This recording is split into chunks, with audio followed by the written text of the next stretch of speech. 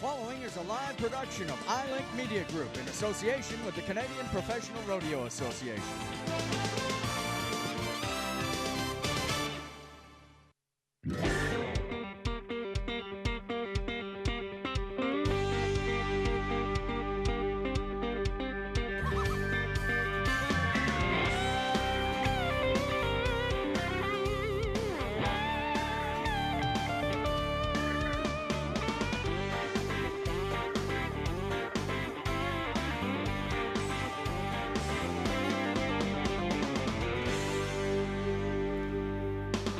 Well, howdy everybody, and welcome to Rexall Place in Edmonton, Alberta, Canada, home of the Canadian Finals Rodeo. Hey, it has come down to this, Championship Sunday. The finale of the entire season of Canadian Professional Rodeo comes down to today. I'm David Paulson alongside Doug Young. Katie Lucas will join us in just a moment. But Doug, everything we've done throughout the course of our entire season, our first 5 performances of this Canadian Finals Rodeo, comes down to today. We're going to ratchet it up a whole bunch because it's Championship Sunday. And we do have some cowboys and cowgirls that have an open door toward the championship. Today it's important to go through that door and shut it on your way out when you leave.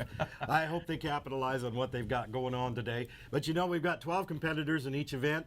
We know that we've got some on top. We know that we've got 5 that can win and possibly win in some of our events. But you know, there's another 7 waiting in the wings, and they could win too, and nothing would change at the top. And you know something else that we talked about previously, and that is the fact of how hard it is just to get to this Canadian Finals Rodeo, evidenced by the fact that 3 of our defending champions did not qualify to be here in 2013. That's right. Our champion bareback rider, our champion team ropers are not here either. You know, it's been a tough year of rodeo. Tough qualifications, over 40 rodeos, and we're here for the last day of rodeo in 2013. And, you know, you talk about amazing races. We've got one event that's pretty much clinched. It's been all Lisa all the time in the barrel racing, but all of the other events, some of them are incredibly close.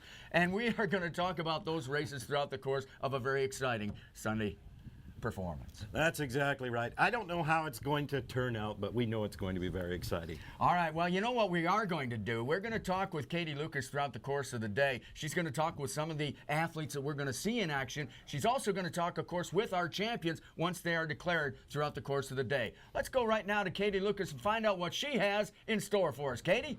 Well, Dave, we talk about camaraderie a lot in the sport of rodeo, and nowhere is it more apparent than our top 2 bareback riders. You'll hear my interview and what they have to say about each other a little bit later. Oh, thanks, Katie. Well, I'll tell you what, it's going to be absolutely outstanding, as we've said, and we'll say it throughout the course of the day. We're going to come right back to you right after these messages. The Road to the CFR is presented by the Edmonton Destination Marketing Hotels, Northlands, the Canadian Professional Rodeo Association, and iLink Media Group in partnership with Travel Alberta.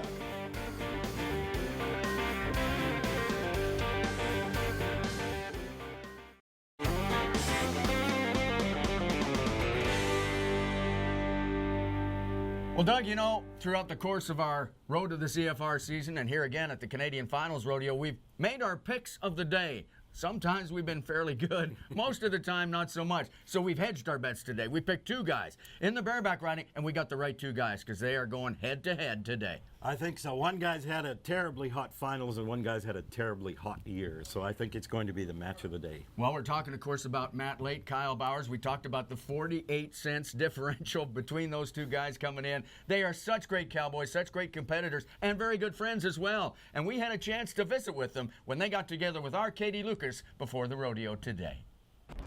After 5 days of competition and thousands of dollars, it's come down to just a few cents between Matt Late and Kyle Bowers. Kyle, Matt Late has drawn mucho dinero tonight. You've seen this guy forever. You've traveled with him. He's been your friend. Can he do it? Yeah, that's one thing about Matt Late. You know, I mean, he's awesome under pressure, and that horse he has tonight, Mucho Dinero, I mean, it's an amazing horse.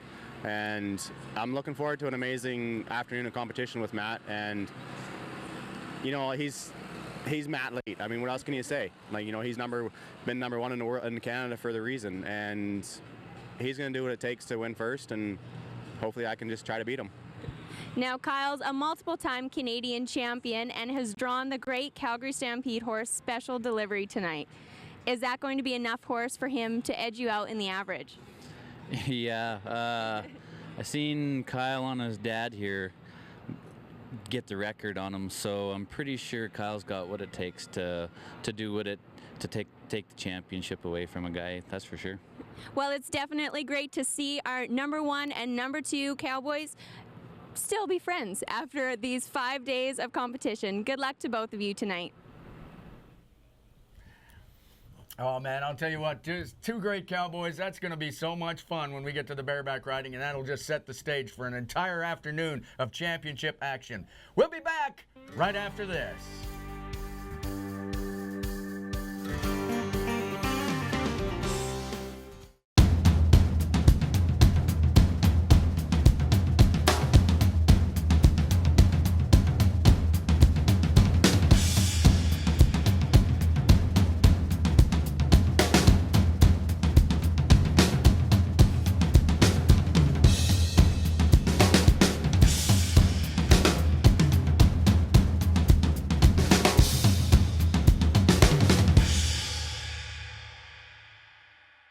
You heard it here first.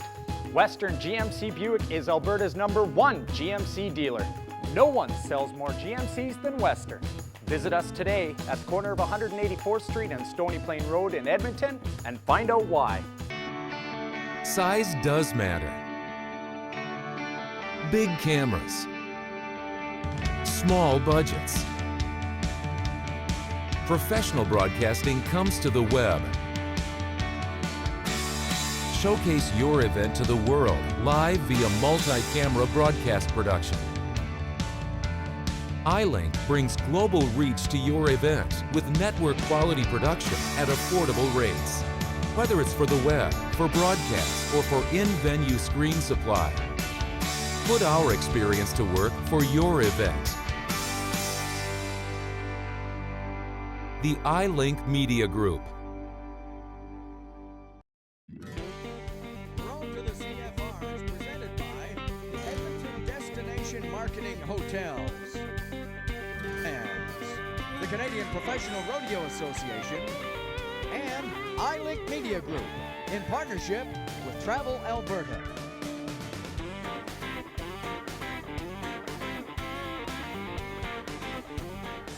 Back at Rexall Place and counting down, of course, to the start of our bareback riding. And one of the things we wanted to share with our viewers today is the possibility of really knowing the inside of what really happens. You know, it's tough to know what the judges are looking for example, in the bareback riding. So we got a little segment called Show Me the Money, and we're going to go to our bareback riding Show Me the Money right now. I'm with Lane Peterson, Wrangler Pro Rodeo official at the Canadian Finals Rodeo, and we're talking right now about J.R. Vizane's bareback ride last year. He was the champion making rides like this. Let's talk about it. First thing we're looking for is the mark out. There you look, JR has really good spur contact over the point of the shoulders on that first jump when his feet hit the ground. From there, he rolls into his spur ride. We're looking at the length of the spur stroke, contact to the spurs. He's coming from the top of the point of the shoulders right back to his rig in every jump. We're also looking at the degree of difficulty of the horse. You look at that horse, he has a lot of power, lots of drop. He rises in that front end, hesitation when he kicks. JR handles him really well and makes an excellent ride. I'll tell you what, that was a championship ride. He was our champion last year, and he got to say after a ride like that, show me the money. Well, Edmonton Destination Hotel is going to bring us the bareback riding as we get ready for our first championship event. And we've talked about it. There's Kyle Bowers atop the board, Matt Late. We met those guys earlier. 48 cents separating those two outstanding Cowboys. But let's not rule out Jake Vold. Despite that injury, he's been very, very tough at these finals. Logan Hodson and Clint Lay as well. I don't know, Doug. Where do you go? Well, there's 7 more names that should be on the bottom of that list. There's 12 competitors here in each of the individual events. Any of the Cowboys that are here today and any of the Cowgirls in the barrel racing could win the round today. It's completely possible. We've loaded the horses today for the bareback riding. They're standing in the chutes right now, and it reads like a who's who in the bareback riding for bucking horses, Dave. Well, let's take another look, and we talk about the money and that $11,000, $467 for first, and it all comes down, as you and I have talked about, that aggregate and how important that aggregate is, and it's very, very tight in that department as well in the bareback riding. There's Matt Late, 423 points on 5 rides. Kyle Bauer's right behind him, 4 points back. He has the 48-second advantage, or 48-cent advantage, but I'll tell you what, it's very, very close in the aggregate. And there's Clint Lay. He's right there as well. He's had a very solid, although quiet, maybe we haven't celebrated his finals as much as we should. Clint Lay's been tough. Today, Matt Lane has a horse called Mucho Dinero. That one comes from the Vold Rodeo Company, and Kyle Bowers has a horse called Special Delivery from the Calgary Stampede. And it is entirely possible that those cowboys could buck down off of those horses. And here comes Clint Lay, right up through there to win the bareback riding today. Well, you talk about Mucho Dinero. The interesting thing there is Matt Late has the horse today. Kyle Bowers had that same horse back on Friday because, of course, the stock that we see today on Championship Sunday is the same pen of bareback horses, saddle broncs, and bulls that we saw back on Friday night, and that was a spectacular pen of bucking horses and bulls. That's what we're going to see today. And back on Friday, Kyle Bowers had Mucho Dinero, the horse that Matt's got today, and he was 86.75, so we know that's a great horse. Special Delivery, it doesn't get any better than that. A great graded coconut offspring out of a great mare called Zippy Delivery. And you talk about Special Delivery, that's going to be another great matchup. But, you know, yeah, we can focus on those two guys, and we should and we will. But you're right, there's a whole bunch of great cowboys in this bareback riding that have battled throughout the season, and they're going to be putting their best on the line today as well, including that man, Dusty LaValle, who's got 4 Canadian championships to his credit. He's just one of so many great bareback riders. He's ready to go by the looks of it. You know, rodeo is such a unique blend of our North American heritage and modern professional sport. We never see something like this in the world of professional sport. Cowboys using the skills that they would use on a ranch in a competitive atmosphere. That's the neat thing about it. Those are our bareback horses loaded down there. We can see the cowboys standing on the back of the chutes, getting ready to go. They've got their gloves on their hands already. It looks as though the tack is on the bareback horses already. And Dave, they use a bareback rigging today.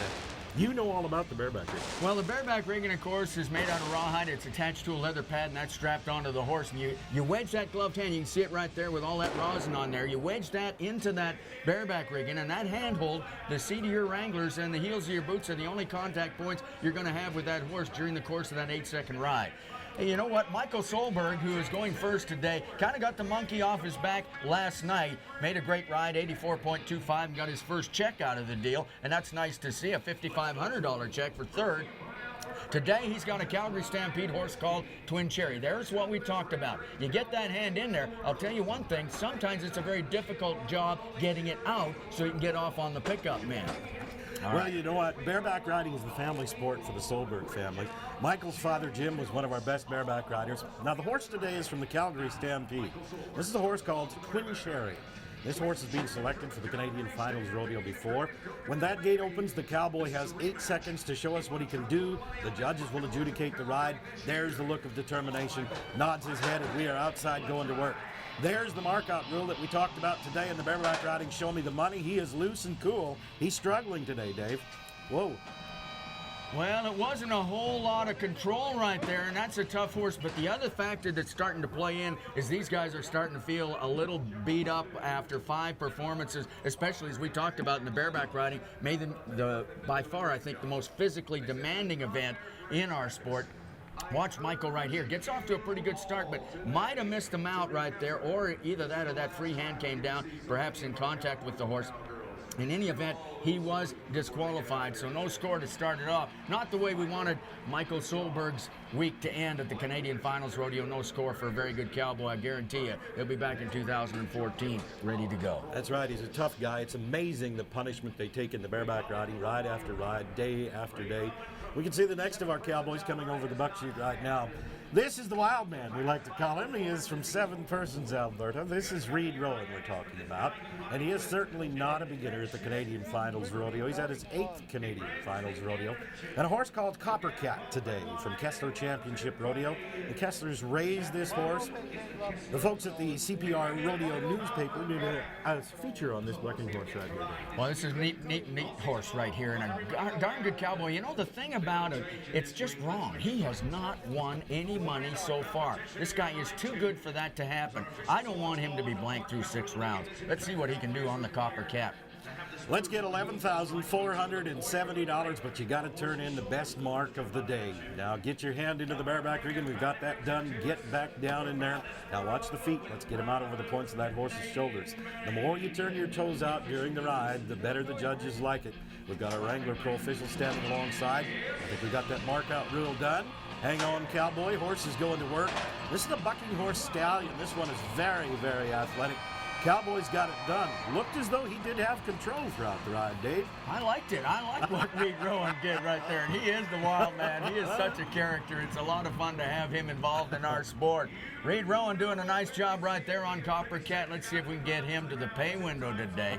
Let's watch it one more time. Good mark out right there, having those heels of the boots over the points of his shoulders. And then he worked really hard along with Copper Cat. Nice job right there by Reed Rowan. Hey, how about this? 84 and a half. Half the points for the Cowboy, half for the horse. Nice job, Reed Rowan. Well, let's take him right to the top of the class, but I don't think it's a day that 84 and a half is going to hold him in that position very long.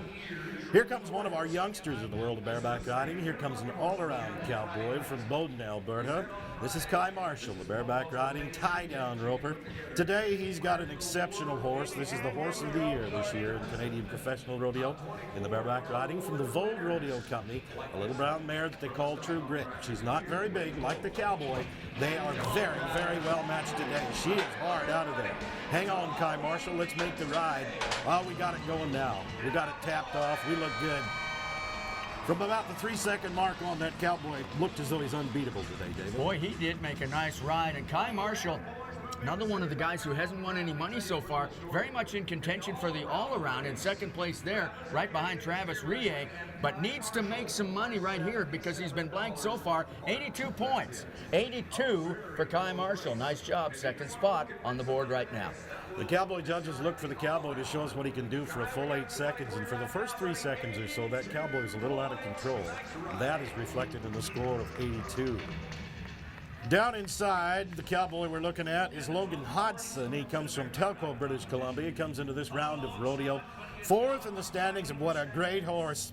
We love this horse. They were 87 points on this horse to win second in one of our go-rounds already. This is the very exciting street dance from Kessler's. This horse can take you to a winning ride. Dave, what are you thinking about right now as a bareback rider? What's going on in your mind out there? We know you've done this. Well, the thing about it is you want to start well. And he does right there. Has those feet right where he wanted them. And I'll tell you, this is such a great horse. And Logan Hodson getting along very well with Street Dance right there. Matt Late had the horse earlier, and as you pointed out, he had a mess of points to win a round. Logan Hodson has been very, very consistent at these finals. Logan has been one of those guys who is very much on our aggregate board and very solid there, as a matter of fact. So let's see how he placed right here. How about 86 points to take the lead? Nice job. Nice job right there. Oh, right, that's Logan. A good job right there. Back up in the order, back to the buck shoots as the Cowboys get ready for our next rider. This time we take you to Manitoba's Cowboy. This is Colin Adams getting ready to ride down in there with the hand in the bareback rigging. He's had a good finals rodeo here. This is his second time to the Canadian Finals Rodeo. A horse called Shadow Warrior today from the Calgary Stampede string of bucking horses. There's a lot of these warrior horses in here today from the Calgary Stampede. They all buck like this. These are colts, the great graded coconut right here. Looked as though Manitoba was more than up to it today. We might even take him toward the lead. Hang on, Colin. Here come our pickup men alongside. Whoa, tough way down today. They're not scored for that. It's the 8 seconds they're on the back of the bucking horse, and that looks good. The score will be coming in 84.5 for Colin Adams. 84.5. Put him in a 2-3 split alongside Reed Rowan in that 2-3 position, and Logan Hodson is right there at 86 points, still leading the way. Those two guys in second and third. Well, how about Luke Creasy? I did not expect to see Luke Creasy today after last night when he kind of got hung up in a bareback horse for a whole long time. Struggled to get him out of there. His hand was swollen up after last night. Got a horse called Makeup Face from the Bar C5 outfit. Not going to get any easier today for Cool Hand Luke. This is a wild bucking horse right here from Bar C5 in the McDonald's up in northern Alberta. This horse is very exciting. If this horse has her day about midway through, we're going to see this horse kind of stop, back up, and blow the cork right about there. Outside, and away we go. Horse is out there and hard. Now right here, we get some altitude. Look at Luke go to work. This looks good. He's weathered the storm. Attaboy, and we know that body has got to be sore. Luke, we're going to take our hats off to you. Good job today, Cowboy. You know, he got out of there a little quicker because I think he needed to get off that horse as quickly as he could because the pressure on that hand when it's swollen about twice its normal size and it's stuffed into that bareback ring and makes it awfully tough. So he's in with 80 1/4. Nice job right there. I'm proud of that guy and how tough he is. 80.25 for Luke Creasy. That's one of our great Canadian horses right there. We'll watch for that horse at the Wrangler National Finals Rodeo this year. Clint Lay, Cadogan, Alberta inside. He has got a shot at the title, but he has got to do well today aboard Calgary Stampede's Princess Warrior. This looks good. There, that's a spur stroke, David, right there. Good, Clint. Help is on the way. 83.75 for Clint Lay. That looks good. All right, well, we know where Clint's sitting. Now let's get to Caleb Bennett. He's got the horse called Trail Dust as the Utah man. And Caleb Bennett has been very, very solid throughout the course of the season. $100,000 winner at the Calgary Stampede. Getting ready right now on that Calgary Stampede horse, Trail Dust. This is one of the favorites of the folks at the Calgary Stampede, and with good reason. Of course, that 22,000-acre ranch where they raise great bucking horses, including the Trail Dust. Watch this. I like this matchup as we get set right now for Caleb Bennett and Trail Dust. Okay. This Utah Cowboy is solid in the aggregate thus far. He's covered all his horses this year at the Canadian Finals Rodeo, but he's only won about $11,600. Now that hand is tight down inside the bareback rigging. That free arm cannot touch down during the ride. We are outside and going to work. We're going to watch for this guy at the Wrangler National Finals Rodeo in a couple of weeks. That's a bareback riding battle right there. Nice job. Trail Dust was sensational. We're going to look at this again. Watch this horse get high in the air, drop out of there on that front end, kick high over the backside. That was just a great trip from the horse. And Caleb Bennett got along very nicely with Trail Dust. Look at this horse. That horse is so athletic, so strong. How about 83 3/4 for Caleb Bennett? So he is on the board as well. Look at that smile. Attaboy, Utah. We liked it. Good deal. Now back to one of our Canadians. He's warming up in the buck shoots. We saw him today prior to rodeo time. I don't think there's any way in the world you're going to worry this guy when it comes to rodeo competition. This is Dusty LaValle from Bezanson, Alberta. Dave, I haven't seen this cowboy come down off a horse all year long. Well, it probably hasn't happened since about 1976. He just does not get bucked off. Look at how calm he is right there, having a little smile, a little chat with the guys as he gets ready on Stampede Warrior. This is absolutely a sensational bucking horse right here. You can get the big money, the big points, if you do everything right. And I'll tell you, Dusty LaValle does everything right more times than not. That's real nice right there on the Stampede Warrior. Look at the 4 times Canadian title holder getting the job done right there. He is a strong, good-looking cowboy. Here come the pickup man. That's Gary Rempel along beside him. We'll get that horse lined out down the wall. We'll get the hand out of the bareback rigging. Cowboy gets on off of there in the crowd. We'll give him a hand today for a good performance. 84.5 is the adjudication for that. That'll put him in the order of the top 5 today, and we pay the top 5 cowboys money in each of our go-rounds. We pay out just a little over $200,000 a day here. There's 3 guys now sitting on 84.5, all of them trailing Logan Hodson, who still leads the way, 86 with his ride on Street Dance, as we get ready right now to Jake Vold. Now we're getting to the guys who have a shot at that championship. Jake Vold is one of them. Alley Trail, great Kessler horse. Anytime you see that word Alley in the name of a Kessler horse, you know we're going back to the great Alley Cat, a great sire, great bucking horse in his own right. Jake Vold with that broken bone in his hand, but it's not going to hamper this guy because he's just so tough and so dedicated. You watch how hard he's going to come out and try to get the job done on Alley Trail. Knows he's still got an outside shot at a championship, and Jake Vold working real hard right there. You know what? I just so admire that guy for the amount of try. He's battled those injuries, and Katie Lucas talked to him about it before the show today, and I'll tell you something, he just never, ever quits. That's just not part of his vocabulary. We're going to set him down, get that score coming in for Jake Vold. I think Jake can proudly hold his head up for a great 2013 rodeo year. He finished it off just right, 82.5, 82.5 on Alley Trail today. Well, we get to this. Yeah. We get to this. We've talked about it. We've set it up. And Matt Late is getting ready on Mucho Dinero. This is a wild one right here. This one comes from the Vold Rodeo Company, and this horse is exceptional. This is a great gray bucking horse this time. This is a horse of a different color, and this is a young horse. This horse is only 5 years old. They've already been 86.75 on this horse. But this rodeo to win second, that would take us to a winning ride today. Matt Late is riding for the championship. The gray horse goes to work, David. Oh my, look at this. Look at this. Matt Late, Mucho Dinero. The horse was everything he could have wanted, and Matt Late didn't waste the opportunity. Oh my, you know, and we've talked about how great he was throughout 2013. There he is safely on the ground. Matt, I'll tell you, great finale to a great season. Great finale to a great season. Let's watch it one more time. That horse was exceptional today. That's as good as it gets. Matt, how many points we going to see on the board for this cowboy? What a ride. Matt Late did not disappoint. He's maintained. How about 88 and a quarter? Keenan Vine, his buddy over there from the CPRA, saying you did what you had to do. But it's not over, because Kyle Bowers, second in the aggregate, has to come in here and absolutely has to be lights out on special delivery. And the great thing about this stallion is you can be lights out on this bucking horse. Kyle Bowers getting ready right now. Knows what he has to do. He's a 3-time champion. Can he be 4-time champion? Look at this. Special delivery going to be sensational as well. Kyle Bowers is giving it everything he has got, and that was pretty doggone good. That was absolute. You know what? You set it up. You hope the drama's there after you talk about these two great guys. They did not let us down. Oh, I don't want to be a rodeo judge today, David. How do you score that? No, sir.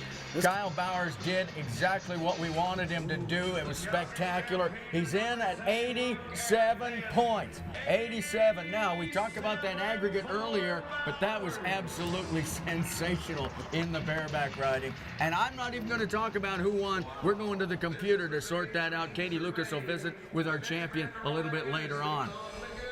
And, of course, the bareback riding was brought to us by our good friends at Edmonton Destination Hotels. And have we ever set the scene with Matt Late taking that victory lap? We'll wonder if he's going to get a gold buckle as well. Oh, my. You heard it here first. Western GMC Buick is Alberta's #1 GMC dealer. No one sells more GMCs than Western. Visit us today at the corner of 184th Street and Stony Plain Road in Edmonton and find out why. It's the big guy's turn. It's steer wrestling time. And to find out exactly what we're looking for in the steer wrestling, let's go to Show Me the Money. With Straw's Milan, 3 times Canadian Finals rodeo qualifier, talking about steer wrestling, and Straw's brother Tanner, of course, was the champion 1 year ago, made a whole lot of great runs, including one like this. Yeah, here we go. You can stop it right there. And just, you can see how close he is to the barrier. The neck rope's still on the steer. That means he got a great start right there. Now as he's getting down, gets a good head catch here, and you can stop it right there. You can see how he's got that steer's head turned right over his hip. You don't want them steer's head straight. Now, stop it there. You can see he's got the nose hook really deep, and he's pulling it out over his right shoulder, and that's how you win the money.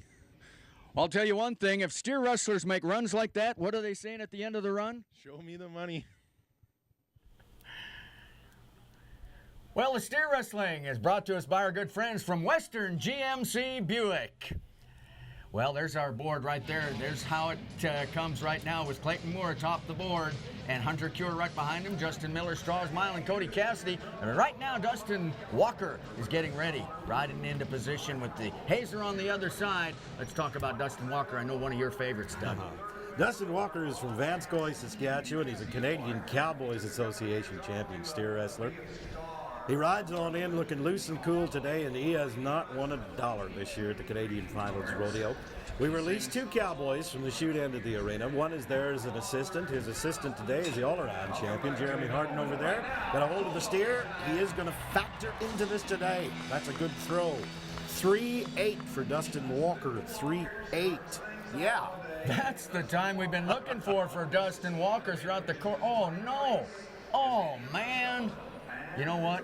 Broke that barrier. We talked about the barrier. You got to let that steer get out, and he didn't do that. It's going to take a 10-second penalty. So that 3-8 going to become 13-8. I hate that. I absolutely hate that because you go from the penthouse to the outhouse. That guy hadn't won any money. We wanted him to do that. Todd Woodward, long, tall Todd, getting ready. Todd is 6'6" tall. He's a Canadian champion. This guy knows exactly what he's doing in the steer wrestling. Rides a good horse. You have to be able to rate steers, know what the steers are going to do almost before they go ahead and do it. The horse wants to get at the action today. Horse is a little fractious. We're going to have to retie that automatic 10-second barrier. Now the hazer over there on the far side today comes with his own credentials. Smets Canadian champion Leon Lay will be over there to position the steer for him. There goes our horse, a little excited today. That horse has been like that last couple of times in, and yeah, I think they can feel that adrenaline pumping through the legs of that cowboy. They know that there's a little excitement going on right now. He's outside, and we're very excited about what's going to happen here. Long reach. Oh, dog. Doesn't work out. Good Lord. Oh, yeah. That one hurt right there. That does. Yeah. You know, that big body comes down hard off of that horse that's going about 35 miles an hour, 50 kilometers an hour. That hurts right there. Our Cowboys are just backing away from that barrier. Here's our replay from the top side. Watch the long reach. He just doesn't get there. No, look at that steer stuck a foot right in the middle of his back. Yeah, doggone it. Not a good day for Todd Woodward. So let's go to the couple of times world champion from right here in Canada, Lee Graves, and how great a career has this guy had. This is a world champion cowboy twice, and he's riding a world champion steer wrestling horse. That's his own horse, Jesse, and we always talk a lot about Jesse. He's been recognized again this year as the Canadian champion steer wrestling horse. Jesse gives you an opportunity to win each time you ride him. Jesse backs on in there, and he really listens to the Cowboys down inside. Now, when the Cowboys are backed in there like that, and they nod for the steer, that horse should not react to the gate. The horse should react to the cue of the Cowboy. There should be a split-second delay that takes place. If that horse jumps at the gate, you're probably going to break the barrier. Now, Jesse is a horse that really listens to a rider. We've got 3 riders on Jesse at this Canadian Finals Rodeo. If you borrow a horse or ride a horse or are allowed to ride the horse of another cowboy, normally you pay a portion of what you earned the cowboy owner of the horse. Jesse, our best horse this year, outside. There's that run. Here's the world champion down inside. This looks good. Whoa. Oh, steer just wouldn't take the fall. Fell the wrong way. 6-6 for Lee Graves. 6-6. Well, you know, sometimes you need a little bit of rodeo luck. It doesn't matter how good you are. And this was rodeo luck, all right, but it was all bad. You watch right here as he twists. Steer goes the wrong way. He perseveres, twists him on over in 6-6. Not the run we wanted for Lee Graves. Well, Travis Rie came in here as the leader in the all-around, and he struggled. He's changed horses midway through, and his luck hasn't changed a whole lot. Really needs to get that very, very good start as the former Rookie of the Year in Canada and get out there and maybe clinch that all-around title with a big run here today. All right, good position this time. Got a shot. Oh, no. We got to pedal a little to get this one down. Trav is going to persevere, endeavor to persevere right there. Well, you can see the look on his face, the body language. He says, this has not been my week. And that time he got to the steer quickly, but out of shape when he got there and just unable to apply that leverage that you need to do. When you're in that position, you really have to regroup, get the feet underneath you in order to twist that steer down. It took him that long. A little over 11 seconds, I think he was in at, is what we heard. Oh, yeah, 11 seconds flat. Good job for Trav on a tough one today. Might as well put that one away. Canadian champion coming right here. Tanner Milan, second cowboy on Jesse today. This guy did not disappoint this year on our road to the CFR series of rodeos. He won 2 rodeos. This cowboy can jump down in the order. We need to be about 3.5 seconds today to take over the lead in the go-around. 3.1 would even be better. This is a big, strong cowboy on outside. Great job on the other side. Bailey set that steer up just right. A little slow to take the throw again one more time. 4 and 2 is good today. No broken barriers here. He takes over the lead in the go-around. Take a look back on the replay screen. Reach out. There is the good form of Tanner Milan right there. Well, Harley Cole is going to be our next man, Cochrane Cowboy. And, you know, he had such a great second half to his season. That's really what earned him this trip to his first Canadian Finals rodeo. Couple of wins back-to-back out there at Morris, Manitoba, the Manitoba Stampede, only professional rodeo in Manitoba. He won it in 2012, enjoyed it so much, came back in 2013, won it again, and that really kind of lit him up for the second half of that season, and he's been very, very good. Now here, he has a second and a couple of splits of fourths, so he's in at about $9,700 won so far. Maybe not quite the finals that he wanted. Got off to a bad start with that kind of tumble on his very first steer on the opening night, and he's kind of been battling back ever since. Harley Cole is out alongside. Now get to that nose with that left elbow. Kind of like that. Very nice. And a 4 and 9 will put him on the board in about second spot right now. Championships, and he did it with runs like that as he checks in right here at 4 seconds flat. Now, Cody Cassidy is one of the guys who maybe a bit of a long shot, but could still factor in terms of that championship. Comes in here with $35,000 won to date on his season. You know, that $11,000 payoff in the round, a little something in the aggregate, he could still be there. That's right. He's one of the cowboys with 5 steers down in the aggregate. Now 6. That looks great. Here comes the cowboy from Ontario. This is Morgan Grant. And this is a cowboy that is coming on not only in the bulldogging, but in the tie-down roping. He's qualified for both events at the Canadian Finals Rodeo this year. This is his own steer wrestling horse. He purchased this horse last year. This is another great steer wrestling horse. This little horse, Skip, here has a lot of run. Outside, get to the steer. Come on, Ontario, get this one down. From the middle of his back, that was a load right there. 5 seconds flat for Morgan Grant, 5 flat. He's not pleased about it, but we have to take it today. Horse gets in there in a hurry, steps out of there, didn't get a chance to get his feet back underneath him. That's cowboy strength right there and perseverance. And for a guy who's not as big as some of the other steer wrestlers, you're right, that upper body strength was definitely a factor right there, but he's still hanging in around that aggregate, so he's going to be okay. Well, how about Straws Milan, one of our favorite guys? He is our lone Canadian competitor heading down to Las Vegas, Nevada in about a month's time to represent Canada down there at the World Championships as we get ready for Straws. So far, $21,000 won. A costly broken barrier earlier. He's trying to reach back. Oh, my goodness. Not going to work on Championship Sunday for Straws.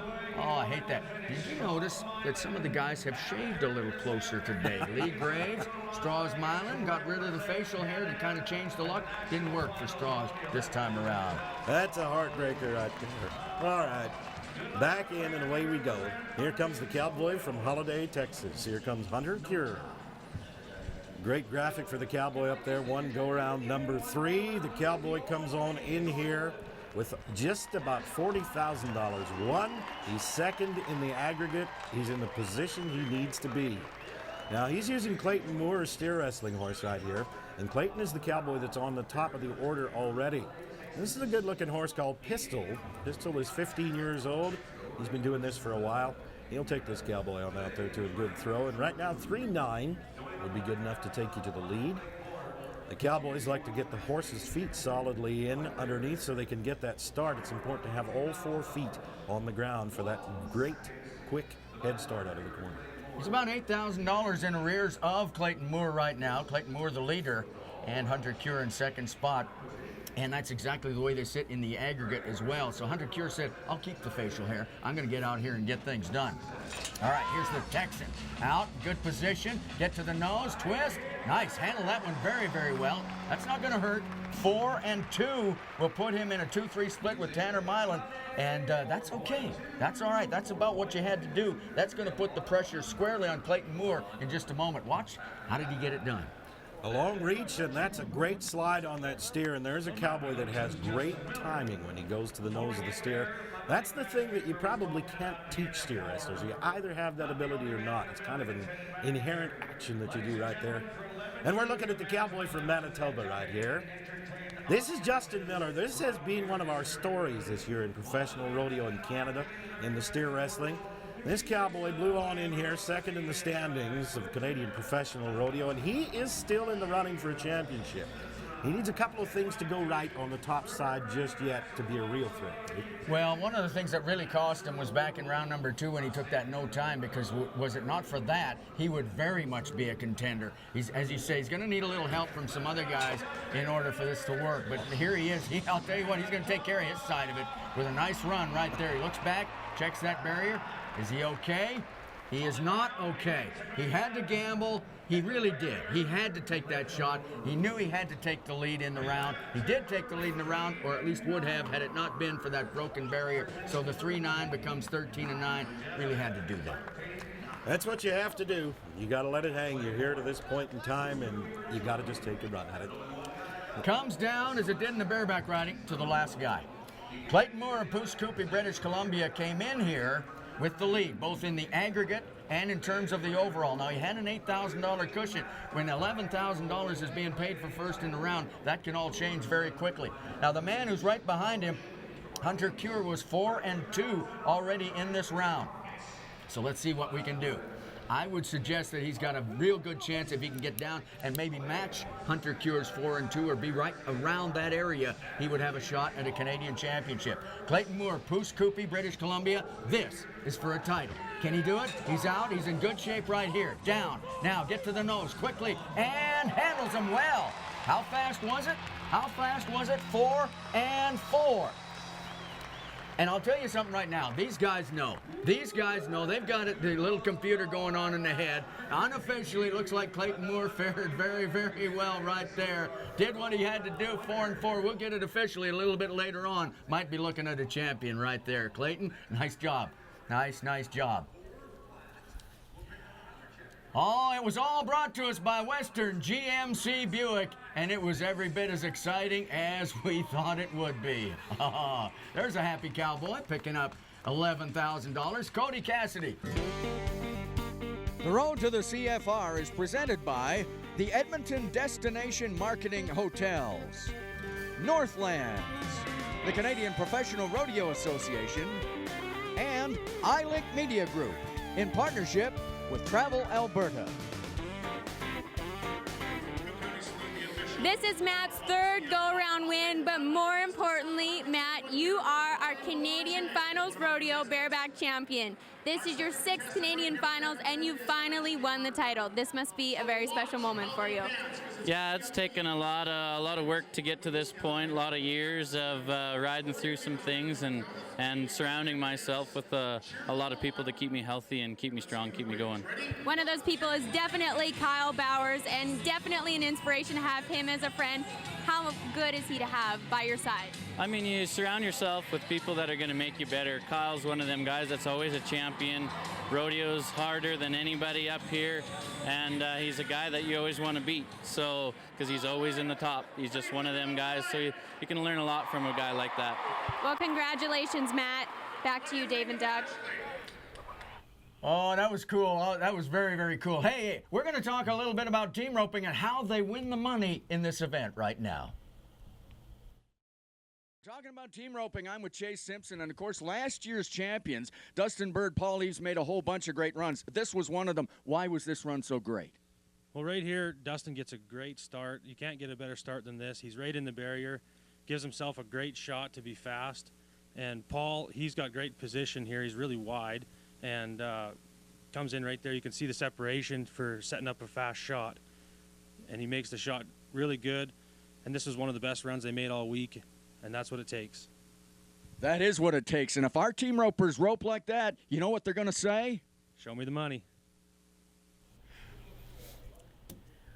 CVS Controls Limited brings us the team roping, and once again, we got a great race shaping up as we take a look at that board. Hey, there's the kids. We've talked about those guys all week long. Schmidt and Flewelling atop the board. Can they hang on? Will the pressure get to the young guns? Because they're being chased by Bueller, McCarroll, Sheffield, and Richard, the Great American Cowboys. Eulery and Fawcett are atop the board in terms of the aggregate, and McFadden and Tunkey are right there as well. What a battle it's going to be here on Championship Sunday. Well, you can make your own luck in the team roping, depending on how well you can do today. We're going to fill this arena with 24 horses. Our Cowboys coming on in here are riding for the money today, and we start off with our first team. This is a combination of a cowboy from Alberta and a cowboy from British Columbia. We'll send the British Columbia cowboy to the front end. That's Jackson Lewis. He comes from Vernon, British Columbia. He's on the light-colored horse right there. And the cowboy over on the other side to rope the back end of the steer to try and attempt to rope 2 hind feet is Riley Wilson. Now, Riley's hometown is Cardston, Alberta. He is an excellent healer. I've roped with Riley Wilson, and I tell you what, when you got him over there on the backside, it gives you a real feeling of confidence. Doug, there are penalties that can be incurred, that 10-second barrier penalty, just as we saw in the steer wrestling moments ago on the header side. And on the other side, of course, you get penalized 5 seconds for only catching 1 heel. So you got to do things right, and you got to do things fast. Exactly. Our Cowboys are watching now, watching the steer. They'll try and stay away from that automatic 10-second barrier. We saw it on the Show Me the Money that the Cowboys need to leave that barrier line intact when their horse gets there. On outside, we're swinging right inside the box, running steer. Oh. The head loop does not fit. A miss at any end, either end here, is going to mean no time for the Cowboys. That's what we saw from our first team. Tough break for Jackson Lewis, Riley Wilson, and you can see it right there, just fails to settle over the head of that steer in no time to finish off their week. They picked up a 4th along the way, was all they were able to muster. Well, Travis Goulet, great veteran, he's a Canadian champion a couple of times over. Teams up here with Taylor Brower from Stettler, Alberta, Travis from Red Deer. Now, they haven't had a real successful week, picked up a 5th and a 3rd so far for $3,000 to each man in terms of their total earnings, but let's see if they can add to that, Doug. Back in watching, Trav is going to reach for the steer. Right there, the steer's a little slow. Taylor? No time. Now what Taylor did right there was take his shot when he needed to try and win the round, but it was a low percentage catch shot right there. That steer just changes direction and he throws right there. First opportunity to do that. If he'd have been able to track up and watch that steer for a jump or two, no problem catching those 2 hind feet. But today he had to hustle. Here come the youngsters, David. Well, yes, Brett Buss and Chad Johnson as Brett gets ready to ride in there. Now, Chad Johnson, one of our 2-event Cowboys, and he has been sensational, so consistent all the way along. And again, not one of the big guys by timed event Cowboy standards, but boy, oh boy, you talk about try, you talk about technique in both events, tie-down roping and here in the team roping, where he teams up with Brett Buss. Let's see how quickly they can get things done. Now, so far, they've had a 2nd and a 5th for $4,400 per man. Are we going to add to that? Well, a 5-second penalty. We talked about that 1 heel catch and how costly that can be because it takes you from 4-9 to 9-9. Nice reach out there on the head side. That was right where he needed to throw that heel loop. Was a little long getting his dallies around his saddle horn, but it's a qualified time, and we're in the lead thus far. Steel to Polly from Longview, Alberta will be our header. Casper Roy from Mossley. These Cowboys have been very, very fortunate this year to have the heading and healing horse of the year in professional rodeo. Steel will back on in there. This is a horse called Badger. And over on the heel side, we've got Bam Bam over there underneath Casper Roy. Now, concentrate on that steer. That loop is in the position in the header's hand already to get that good quick swing. 1, 2, 3, unload. No time. Well, we're back with Dale Sconopole and Stacy Cornett, and they had a big load lifted off their shoulders last night because they had struggled. I couldn't believe that they were 4 times no time in the first 4 rounds, but they jumped out there real quickly with that 8 and 5. Did Dale Sconopole and Stacy Cornett. They're ready to go. Come on, guys. Do it again. Well, doggone it, it's just been that kind of a week. They did break the bubble a little bit last night, but come back to haunt them one more time. 5 out of the 6 rounds, no time. Not going to see that very often from those two quality Cowboys. They'll be back next year, and they will be a threat. Now, Dale's going to unload this. Let's see where it goes. It just does not fit around that outside horn. We can see that steer changing direction as the Cowboys ride on out of there. No money. Well, Chase Simpson has been a Canadian champion. There he is. Of course, he helped us with our Show Me the Money. And Brady Davies is over on the other side doing the heading for him. They were 2-3, a nice split in the first round, picked up a 4th yesterday. So let's see what they can add to the $4,700 that they've won so far. It's a quality team right here. On the head side. Okay, Chase, do it. Show me the money. Just like that. There you go. There you go. 5 and 8. They're clean and might get some of that money. Nice job. They take the lead right there. We get a look at the replay on this run. Take a look at the heel loop and the way it goes on there. Now, this heel loop is going to go way up on the hips of the steer. And as long as it goes underneath and goes from the heels on upward, it's a qualified legal catch. 5-8 takes him to the lead thus far. They have a name for that in team roping. Isn't that a pantyhose catch or something? Isn't that what they call it? Okay, Levi Simpson. Well, this is Chase's brother. He's another Canadian champion. And John Robertson from Polson, Montana. Hands across the border. Alberta, Montana. They have had 5 no times. That is not possible. They just changed it right there. Just changed it. Very nice. Long reach on the heel side. Cowboys, good job today. That steer is a little wild. Well, that 5 and 6 takes them to the lead. So you got Levi Simpson in the lead, Chase Simpson on the other side in second place. Oh, nice job. That was the kind of thing that we expected to see from Levi and John all week long. That's a little wild and western, Cowboys. We'll get it smoothed out with our next team. Roland McFadden from Vulcan, Alberta headside. Trent Tunkey comes from Medicine Hat, heel side. These Cowboys have been consistent. They have only missed 1 steer thus far, so they're not going to factor into the aggregate today. They need to get going in the go-round. Now, Roland McFadden and Trent Tunkey have roped one of our fastest steers. They split a go-round here with 4.5 seconds, with 5-6 leading thus far. They can turn in a great run right now. 4-5 would be good. We'll rope 2 feet, just like that. Oh, nice. We'll let the time take care of itself. 5 and 1. Call them the engine on the train right now, David.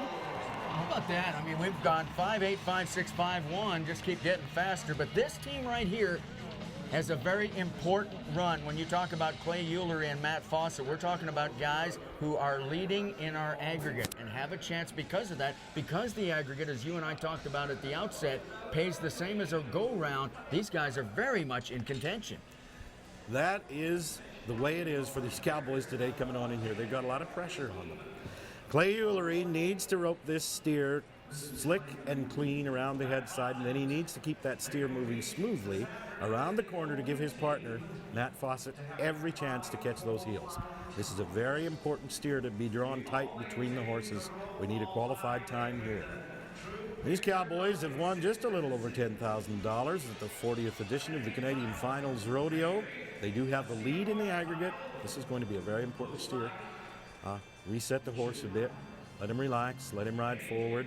That's a 4th generation Alberta Cowboy team roping rancher right there on the head side. He's got that done. We've got the back end, but we've only got 1 heel. We're adding 5. So 10 and 5 when you factor in the penalty. There were 5 and 5 plus 5, and that could alter that aggregate situation a little bit. But right now, the big thing is they're still hanging in there. All right, let's go to Jesse Sheffield and Ren Richard, Delta, Colorado, Roosevelt, Utah, respectively, as the American Cowboys. What did the team ropers all get together and say, hey, let's have a group shave here this morning, because they've all got rid of a whole bunch of the facial hair. Not on that side. No. Okay, all right, we're ready. Here we go, Jesse. Ren, let's see how fast they can be right here. As they get ready to get out, they're in contention. Let's see, but they really need a big run right here is what they need. There is a lot going on, and there's a lot to do in less than 5.1 seconds, and I think they have a shot at it today. Hurry, let's get 2 heels. We got them? Yeah, we do. 5-9, 5-9. Well, that'll put them in 4th place overall. McFadden and Tunkey still lead at 5-1. We got a 5-6, a 5-8, and now that 5-9 from Sheffield and Richard in 4th place. All right, that takes us to Clint Bueller, Brett McCarroll. It might, Doug, come down to these last 2 teams. It really could. I think it will today. Clint Bueller and that buckskin horse on the head side have been cool all year long. Brett McCarroll has been so consistent. This was our money-winningest team this year in professional rodeo in Canada. Remember, we had over 40 rodeos this year, so these cowboys statistically should take the lead in the round. Get up to that steer, get a whole tightrope right there on the head side, 2 heels. Not there. Not there. This makes it a little easier. We've just taken some pressure off our last team. Although, what would happen if they go out there and miss? And as you've said, and you've pointed this a couple of times out, you never sort of go out there and practice to be 4th or to be safe. You practice to win the round. And I think these 2 kids, they know the deal. Just let's go out there and get it done and win us a championship and win a couple of buckles. And these kids have been so popular with the fans. They're a great bunch of kids, a couple of sensational ropers. It comes down to this. They've won $16,000 already here at the Canadian Finals Rodeo, and it's going to be very, very interesting right now as we get to Colton Schmidt and Tyrell Flewelling. They won that $16,000 by being aggressive. Let's see if they can keep it up today. Look at that. Look at that. Come on, guys. 2 toes. We got one. And that one kicked out of there. That one kicked out of there. 5 flat plus 5, 10 seconds flat. I don't know. I don't know what's going to happen. We're going to have to go to the computer. We'll meet our champions a little bit later. Holy Dinah. Oh, had they only had the 2, it was there for them. It didn't quite work. We'll see what happens. They may still get it done. The team roping came to us courtesy of our friends from CVS Controls Limited. And friends, we know now who our steer wrestling champion is. That person is with our Katie Lucas. Well, I'm happy to announce that our Canadian Finals Rodeo Steer Wrestling Champion is Clayton Moore. Congratulations, Clayton. You have had such a great week. Yeah, I can't say enough. I mean, I drew some good steers and horse worked outstanding, and Hunter and I both, we were really blessed this week, and it worked out great. Now, you shared your horse this week. What great sportsmanship you've shown, and how special does it make you feel to be 1st and 2nd going into this final round on your horse?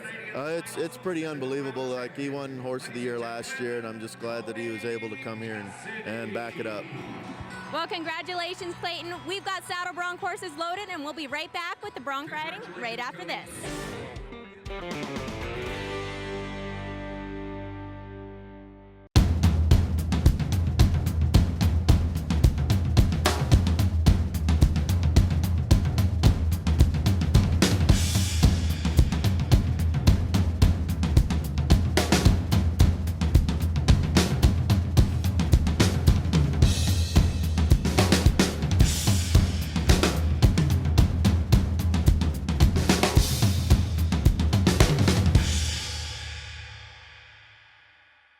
You heard it here first.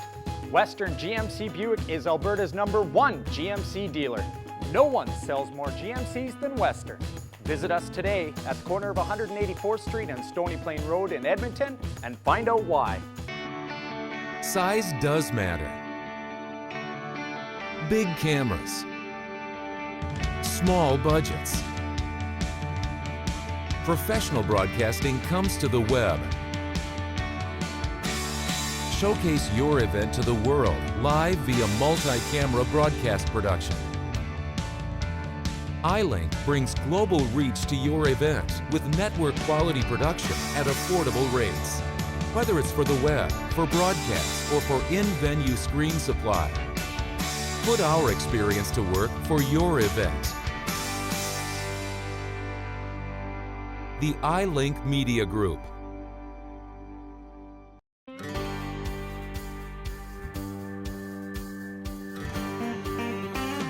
Well, we're getting ready.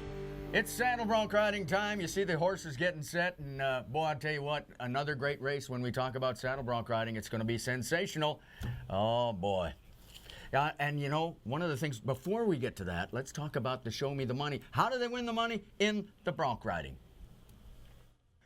Saddle bronc riding with Lane Peterson, one of our Wrangler Pro Rodeo officials, and let's talk about one of the great championship rides of a year ago with Luke Butterfield. Again here, this ride starts just like in the bareback riding with a mark out. He's got those feet set, and away it goes from there. The spur stroke in the bronc riding is a little bit different. It's more of a controlled. It's not quite as wild. So you're looking at different things like setting his feet, turning his toes out, how much drag, which is how much contact or his spurs have with the horse. As far as the animal goes too, you're looking at different, or basically the same things. You're looking at how heavy, how much drop, how much direction change. You look at this horse, there's a fair bit of direction change. He kicks high, covers a little bit of ground. Again, another really good ride. Great controlled ride on a tough bucking horse, and when you ride like that, it's all about show me the money. And our saddle bronc riding is brought to us by Canadian Cowboy Country Magazine, one of my favorite reads each and every issue. Hey, let's take a look at the board because once again, Doug, it's very, very tight. We've got Saskatchewan on top with Ryland Geyer at $51,000. New Mexico's Taos Muncie in second. Court Shear, the American Cowboy, there as well. In third, Smiling Chet Johnson bringing up fourth. And Tyler Corrington's had a great finals rodeo with $36,000 in the current standings right now. This is going to be an exceptional day of saddle bronc riding. Well, we're going to start with Justin Berg of Wainwright, Alberta, as he climbs down onto that association saddle designed and constructed specifically for this event. He's got a horse from the Kessler Championship rodeo firm called Next to You. Now, surprisingly, no money won so far for this several times. Canadian Finals Rodeo qualifier, and Justin Berg going to work here on the buckskin horse Next to You. All right, Justin, that's the ride we were looking for. Nice job. And steps out of there right there. He'll make his way back to the chutes and await the decision of our Wrangler Pro Rodeo officials as they mark the Cowboy for half the points, the bucking horse for half the points. Nice job right here by Justin Berg. Look at the spur lick right there. Very different kind of spurring style from what we saw in the bareback riding. And these are the smooth riding Cowboys, and he was smooth to the tune of 77 points, Justin Berg. Our next Cowboy down inside the buck chutes, warming things up down in there. We're looking for Tyler Corrington, hometown, Hastings, Minnesota. This Cowboy is fourth in the world standings right now. Here comes Timely Delivery from the Calgary Stampede. We watched this horse's mother for a number of years as one of our best in professional rodeo. This is a zippy delivery baby right here. The good American Cowboy to try and take over the lead in the round. It's in the genes for the bucking horse today. Hang on, Minnesota. Let's get you some Canadian money. Hang on, Cowboy. Whoa, he's in trouble. Look out. Dave, what went wrong there? Well, I'll tell you, there was a weird start to that whole thing, and you can see him shaking his head. He just didn't feel like he got out of there in the kind of position that would allow him to make the ride. Watch what happens right here. Just kind of stutter stepped out of there and really got him in trouble early. Not the kind of start that I think Tyler was looking for. And unbelievably, that guy has bucked off 3 horses at this Canadian Finals rodeo, and I just didn't see that coming because I don't think he bucked off 3 all year. That's a great horse from the Calgary Stampede. We'll see that horse at the Wrangler National Finals Rodeo. Let's get it going with Luke Butterfield down inside, Canadian professional champion from last year. We have got a lot of paint horse underneath this Cowboy this time. This is Eclipse from Vold Rodeo. This horse is 9 years old. That's young for a bucking horse. This horse is going to the Wrangler National Finals Rodeo in a couple of weeks. Luke Butterfield, you need to ride this one today. This horse bucked a Cowboy off with authority once already at this rodeo. Luke was in a little bit of trouble. Oh, my. Whoa.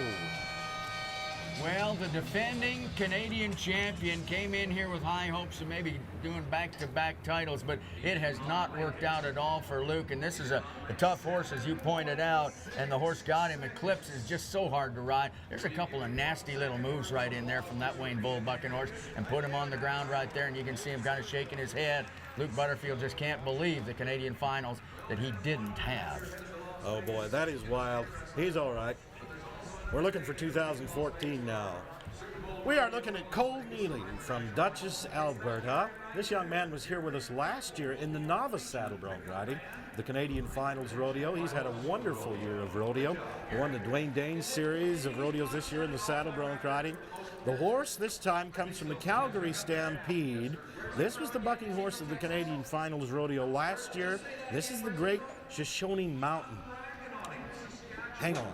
All right, well, let's watch him go to work because you talked about the great season he's had, but he hasn't had the good finals right here, and Shoshone Mountain is going to throw him off. We talked about the fact that there are so many very, very good horses, celebrated, decorated horses in here, but they're also buck-off specialists, several of them. And Cole Neely, who's ridden so well throughout the season, gets thrown off. Shoshone Mountain is just outstanding right there. I'm not sure anybody was going to ride that horse today. Wow. Hang on, Cowboy. Good job. All right. He's a little disappointed with what went on. There's Sam Kelts right there. Sam had one very disappointing night at this rodeo. The tide kind of turned for him when he came down off of Pedro here one night. Back on Friday night, and we'll see Pedro a little bit later, but I'll tell you, Sam Kelts, has had a sensational season, and I kind of felt like that this might be the time, this finals, 40 years after his dad rode at these finals and is the pickup man here during this finals. I'll tell you what, I just thought maybe this was going to be Sam's year. It hasn't worked out for him, but I'd like him to finish strong as he gets ready for Big Muddy, one of those horses previously of our Canadian Finals rodeo from the Big Stone Firm. Let's see now how Sam can make out. Now this is a horse that should suit Sam. Sam should be able to ride this horse and go to the lead in the order today. He's a very good cowboy. Outside, there's the mark-out rule, held his feet for 2 jumps, and now we got it going on. We're in the driver's seat here. Good horse, good cowboy. That's what we expect from Sam Kelts and a horse like Big Muddy. Well, we're going to set him down. And I think rather appropriately, there's Dad setting him down right there, Jim Kelts and Sam. And Sam's happy about it right there. So he's safely on the ground. Good job, buddy. Let's see how many points we can get you. 77 is leading the way right here so far. I got a feeling Sam might just have gone to the head of the class. We're going to find out in just a moment as our officials make their assessment. 85 3/4. All right, let's go now to Jim Barry, Rocky Mountain House, getting ready on another decorated horse, this one from the Calgary Stampede. Lynx Mountain a couple of years ago, Saddle Bronc of Canada, Canadian champion. And Jim Barry, who just doesn't get bucked off any horses, is going to make a ride right here on Lynx Mountain. And around to the left, Jim doing okay on Lynx Mountain. We're going to set him down. Nice job, Jimbo. Midway through that ride, I think he missed a spurring stroke in there somewhere. I don't know, I think I saw that. Well, Jim Barry checked in at 81.75. Nice job by the cowboy from Rocky Mountain House. Finishing off a pretty strong performance at this finals. He won 6,600 coming in here. Now he's in second spot. The horses just keep on coming. Here is the 2013 Saddle Bronc Riding Horse of the Year. This is a horse called Lunatic Party. This one comes from the Outlaw Buckers firm.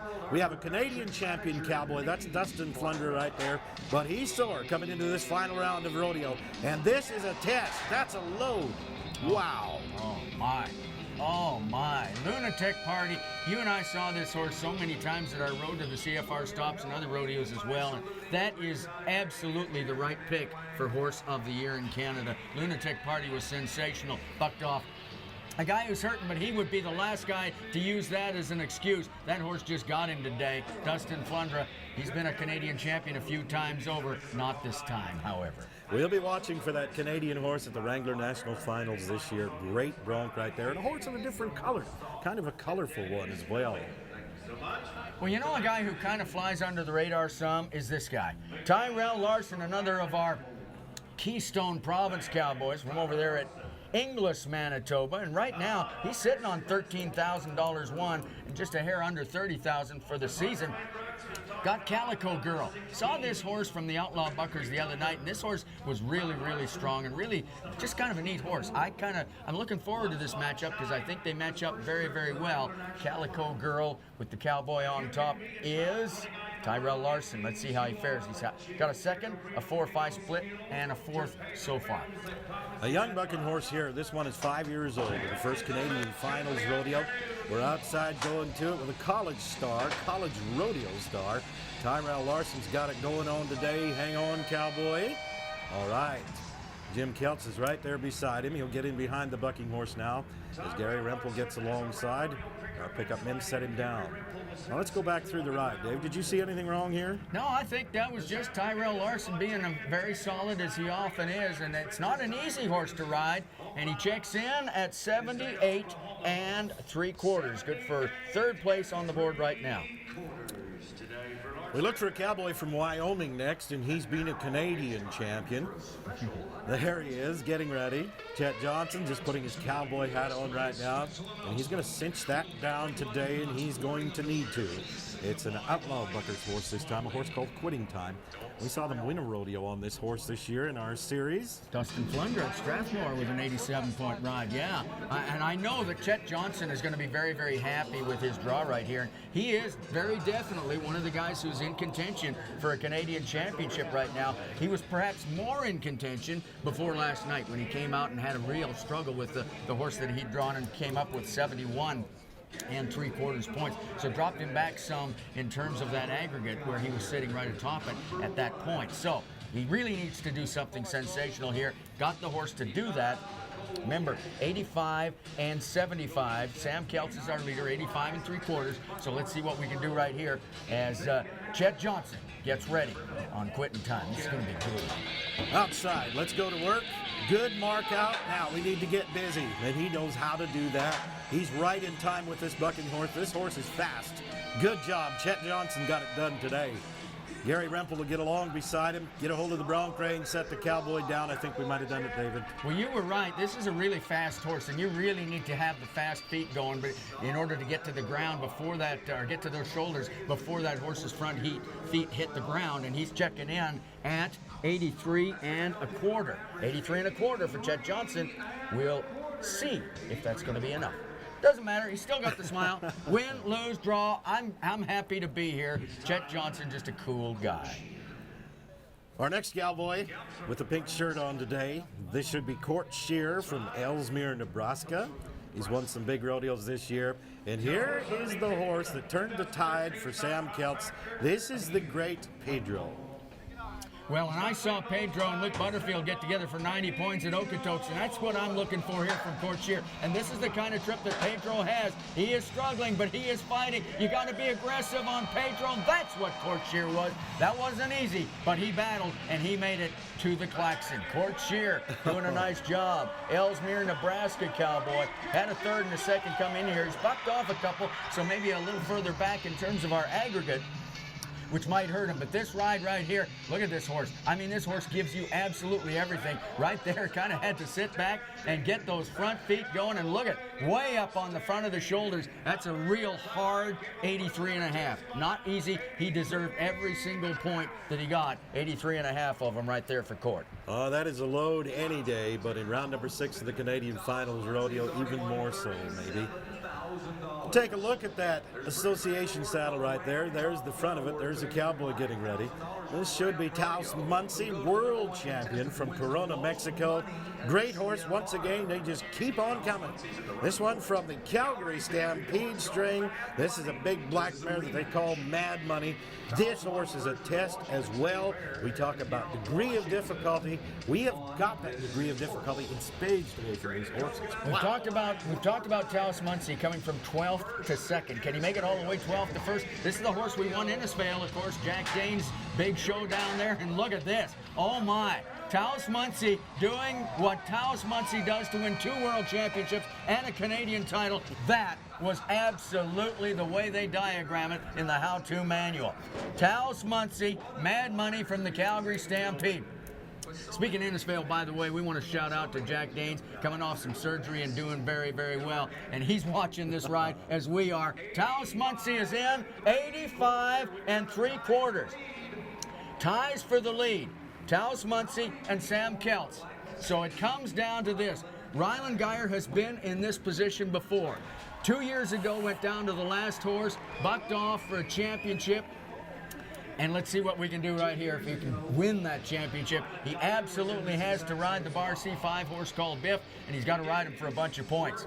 Now, I'm not sure he has to win the round, but he certainly has to be very close to winning the round because Taos Muncie certainly put on a show right there. So Ryland Geyer and Biff, and he is one of the guys who turned his week around back on Friday night He drew a very tough horse on Friday. In fact, I talked to him and he said, Dave, I am in a whole world of trouble right here. Well, what he did is jumped out and won the round on that world of trouble, and it kind of turned his confidence around. He had a very strong Saturday, Super Saturday, both performances, and here he is, maybe riding for a championship. Ryland Geyer and Biff right now. He has a 2-point lead over Taos Muncie in the aggregate, so he has a bit of a cushion, but we do have to get this one ridden today, and it would be great to see an 86 on the board for our Canadian cowboy from Saskatchewan. We haven't seen Biff this year at our Canadian finals as yet. Biff is a little shy, but we're on out of there today. Any horse we bring to the Canadian finals, Rodeo comes with a very impressive resume. Ryland's trying to get to the front end on this horse. He's got it done. We qualified. I didn't see any disqualifications. I think everything's all right there. Well, I'll tell you one thing right now, Ryland Geyer really worked hard on Biff. Is it going to be enough? That's the key right here. As we get the score coming in for Ryland, he started very well. This horse was really strong. Missed a stroke right in here, but then came back strong for the second half of the ride. Is it going to be enough? As we await the score on Ryland Geyer, a critical mark right here as we wait for that score from our officials. 85 points. My goodness, it is going to be so close. It is going to be so close. Kyle Bauer says, I think you did it, buddy. We'll find out in just a moment. We'll find out in just a moment. Ryland Geyer right there. Well, ladies and gentlemen, it was all brought to us by Canadian Cowboy Country Magazine. Saddle bronc riding sensational. And you know, you and I talked about, we did not know who the team roping champions were. Well, Katie Lucas does, and she's got them with her right now. I'm here with a team that is very special to my heart. I've grown up with both of you. Colton, you've been like a brother to me. You won the average here a year ago, and now the Canadian Finals title. How excited are you?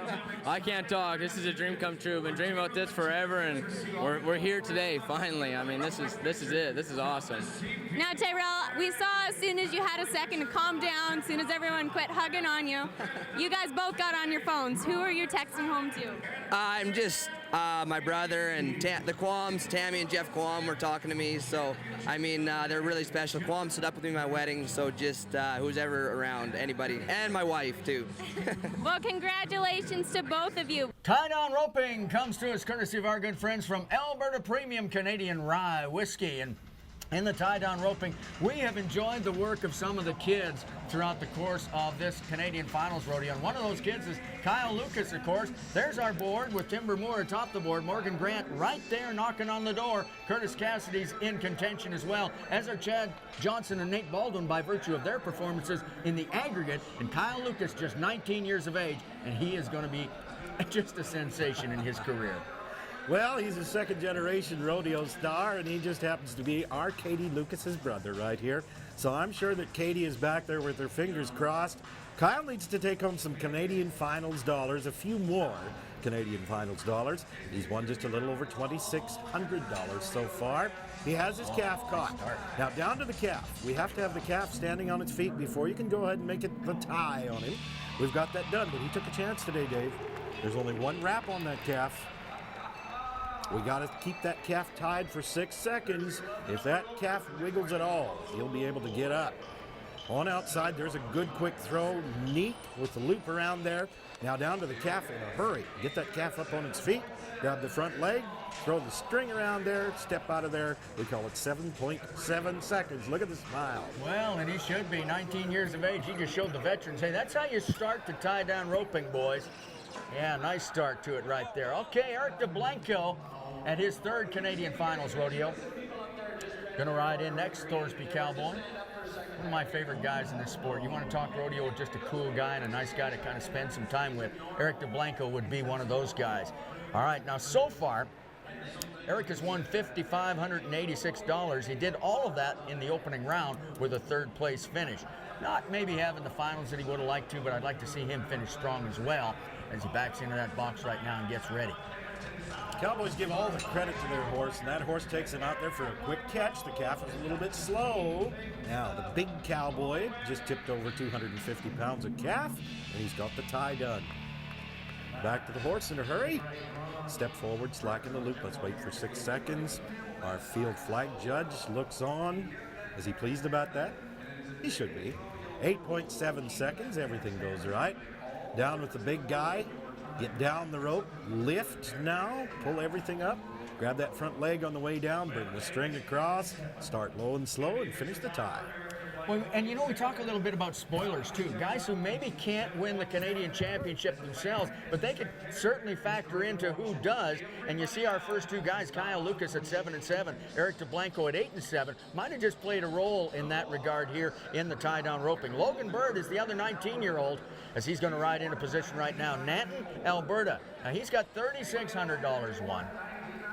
And you and I have speculated as to whether he and his good buddy Kyle Lucas have a little side bet going on. I'm going to say they do, and he knows that Kyle was 7-7 today. So let's see what's going to happen right now as Logan Bird and Kyle Lucas battling it out. Logan trying to be faster than 7-7. Out. There's the shot. Oh, that was nice. Now, very quickly to the cap. Here's where the money's won or lost. Pig and string on one up in the hind legs. Uh-oh. Kicking, squirming, calf, doggone it. We call him a whole bunch of names right there, and none of them are little doggy. But the problem actually started a little earlier than that. He broke that barrier, and you can see a disgruntled Logan Bird making his way back to his horse right there. That's too bad. If they did have a side bet, looks like Kyle won it, because that's going to be costly. As he goes on through it and gets things done, and right there you see that calf kicking and squirming, but we add 10 seconds to his time. Didn't catch the time. Maybe we can get it one more time from the truck if they've got it. Logan Bird, he too is awaiting the time as we are, so we do know that that 10-second penalty took him out of contention. 21-7 with the penalty. 11-7 plus 10. Ryle Smith of Oakdale, California. Well, he got the monkey off his back last night with a spectacular 8-1 to win the round. Prior to that time, he had really struggled. We have been waiting for that cowboy to do that all weekend long. Ryle Smith rides a great horse. He's from a cowboy part of the world in Oakdale, California. He's won $11,467 by virtue of winning one go-round at the Canadian Finals Rodeo. Watch, wait, turn the calf out, get on out there, get a hold. No. No well, time. a swing and a miss, not at all what he wanted. It was close, centimeters or inches just separated from him as a champion in this round, so it's not going to work for Ryle. Dean Edge of Rimbey, Alberta. Now he was second last night, so he too kind of got that monkey off his back. In fact, neither Ryle nor Dean had won any money going into last night's round. They finished first and second, settled all that problem out of the way. So Dean is sitting on $8,500 right now. Let's see if we can add to that for the rancher, auctioneer, family man. So Dean getting ready. That's Sid right there. That's the calf roping horse of the year. 5 times now he's won that title. Dean, that a boy. Well, now it feels like Dean Edge is starting to rope like Dean Edge can, although he got to this calf. The calf was on the ground. You've got to let him get back up, put him down, then tie him up. And a 9-4 is where Dean Edge is on the board. 9-4, so a 7-7, 8-7, 9-4. Dean Edge in third spot. Let's watch what happens right here. It's good, it's solid, gets to the calf, but right there's the difficulty. You want that calf standing up when you get there so you don't have to lift him up and then put him back down, because that takes valuable time. So I don't like to see him limp back to the horse like that, Dave. He's got a lot of ranch work to do yet this fall. He'll be getting ready to feed cows here pretty quick. He's an auctioneer. The cowboy this time comes from Broadus, Montana. This is Jason Schaefer, and we've loved his performance this year at the Canadian Finals Rodeo. And throughout the entire season, he's sitting on $14,000 right now, but took a costly no time last night that kind of took him out of the aggregate, because he's done very, very well at the finals up until that time. Had a fourth and a first and 14,001, a little over that. So let's see if we can add to that. Don't think he's going to factor in terms of our title, but could factor in right here with a little cash on Sunday afternoon. That's the way you want the calf. Oh, but my goodness, he missed with that picket string, and in fact did it twice. Had to get it done right there. That's a tough break. Well, there's long, tall Al Bouchard getting ready to ride in next. You know, he's been a Canadian champion, been a Calgary Stampede champion, and he is long and tall. And I love watching this guy get from the horse to the calf, because I don't think anybody in rodeo is quicker at that. And it's those long legs. It takes him about 2 strides is all as he moves in behind that barrier. Now, that barrier, of course, once again, as we talk about, is there to ensure that that calf is given the required head start, because if you don't do that, it's going to cost you 10, and that's exactly what you don't want to have happen if you're Al Bouchard. Now, he had a 4-5 split in the opening round. Picked up that first on Friday night, then a no time and a 3-4 split yesterday. He's had a solid finals, and now, Oh, that's got about the time that we talk about that, things kind of went south there for Al. That calf eluded him, and when you start having to chase that calf on foot around that arena, that's never a good thing, and it's a 13-7 for Al. Shucks. If you ever talk to that cowboy, you'd think he's the least competitive cowboy in the world, but he is a threat today in the tie-down roping until that calf jumped away at him like that. 13-7, that's not going to earn him any more finals cash. He looks up and says, oh, no. The cowboy from Blackfoot, Idaho this time, David. Yes, it is. It's Nate Baldwin, and he's a guy who's done very, very well at these finals. And in fact, you and I have talked about the fact that he is very much in contention as by virtue of that aggregate, where I think he's sitting second in the aggregate. He has a degree in finance. He has a master's in management as well. So far, he's been 11-9, 8-7, 16-5, 8.6, 10-2. He factors into the go-rounds thus far and into the aggregate. Now you get a good look at that string in his mouth. Did they launder that, David? That must taste better. I hope so. Now he's 14,000 in arrears of the leader, so he really needs to get that aggregate, but he also needs some go-round money to have a shot at a title. He's not out of it, but really needs to be quick right here. He'd love to take home some Canadian cash. We have a good look at that automatic 10-second barrier down inside. Looked as though he hit that just about right today. Good quick catch to the calf, tightrope. Get that calf back up again. A little struggling when we did the lift on the calf, but we got the tie done right. Now, it's got to hold for 6 seconds. The cowboy put 2 wraps on that calf today. This one is going to stay tied. Get a hold, get down there. Now, here we go. Lift on the calf, down goes the price of beef. String that front, around and around, and away we go. Get on out of there in 8.7 seconds. 8-7. What that does is it puts him in second and third, a 2-3 split in the round. But it also keeps him very, very solid in that aggregate. Didn't hurt his chances at all. This is the guy who is leading the aggregate coming in, Chad Johnson, and he could really better his chances too, because Chad Johnson right now is only 10,000 back. The aggregate's going to pay 11,000 if he's able to win that, and let's see what he's going to do here as well. This cowboy has absolutely no wasted motions when he goes ahead and ties his calves in the tie-down roping. Take a look at that horse down in there today. That's his own horse, Pincher, and look at the concentration. Pincher is going to blow out of there and take that cowboy up to a spot to throw as quick as he can. And Chad Johnson takes his shot with that loop as quick as he has it. As soon as he's within range, like that, he's going to let go. Now down to the calf. He'll lift this calf up just enough to get him down. Oh, why does that have to happen on Championship Sunday? Good Lord. We're still in the aggregate, though. If we can get back to the horse, this calf can stay tied for 6 seconds. Probably the most important 6 seconds we've seen all year long for Chad Johnson. But boy, oh boy, you know he's thinking to himself, it was 10-2, I could have been 8-2, because right here, everything's going so well, and then twice he had to do that, so that really cost him right there. Still went on with it, 10-2. It may be enough, we'll see. It really depends on what happens with this last group of cowboys. Oh, it depends upon what happens from here on out. You can make your own good luck today at the Canadian Finals Rodeo. It's important to capitalize on an opportunity if it is given to you. And this man right here has capitalized on a lot of opportunities in the world of rodeo. He's a bulldogger, he's a tie-down roper, he's been a Canadian champion at both.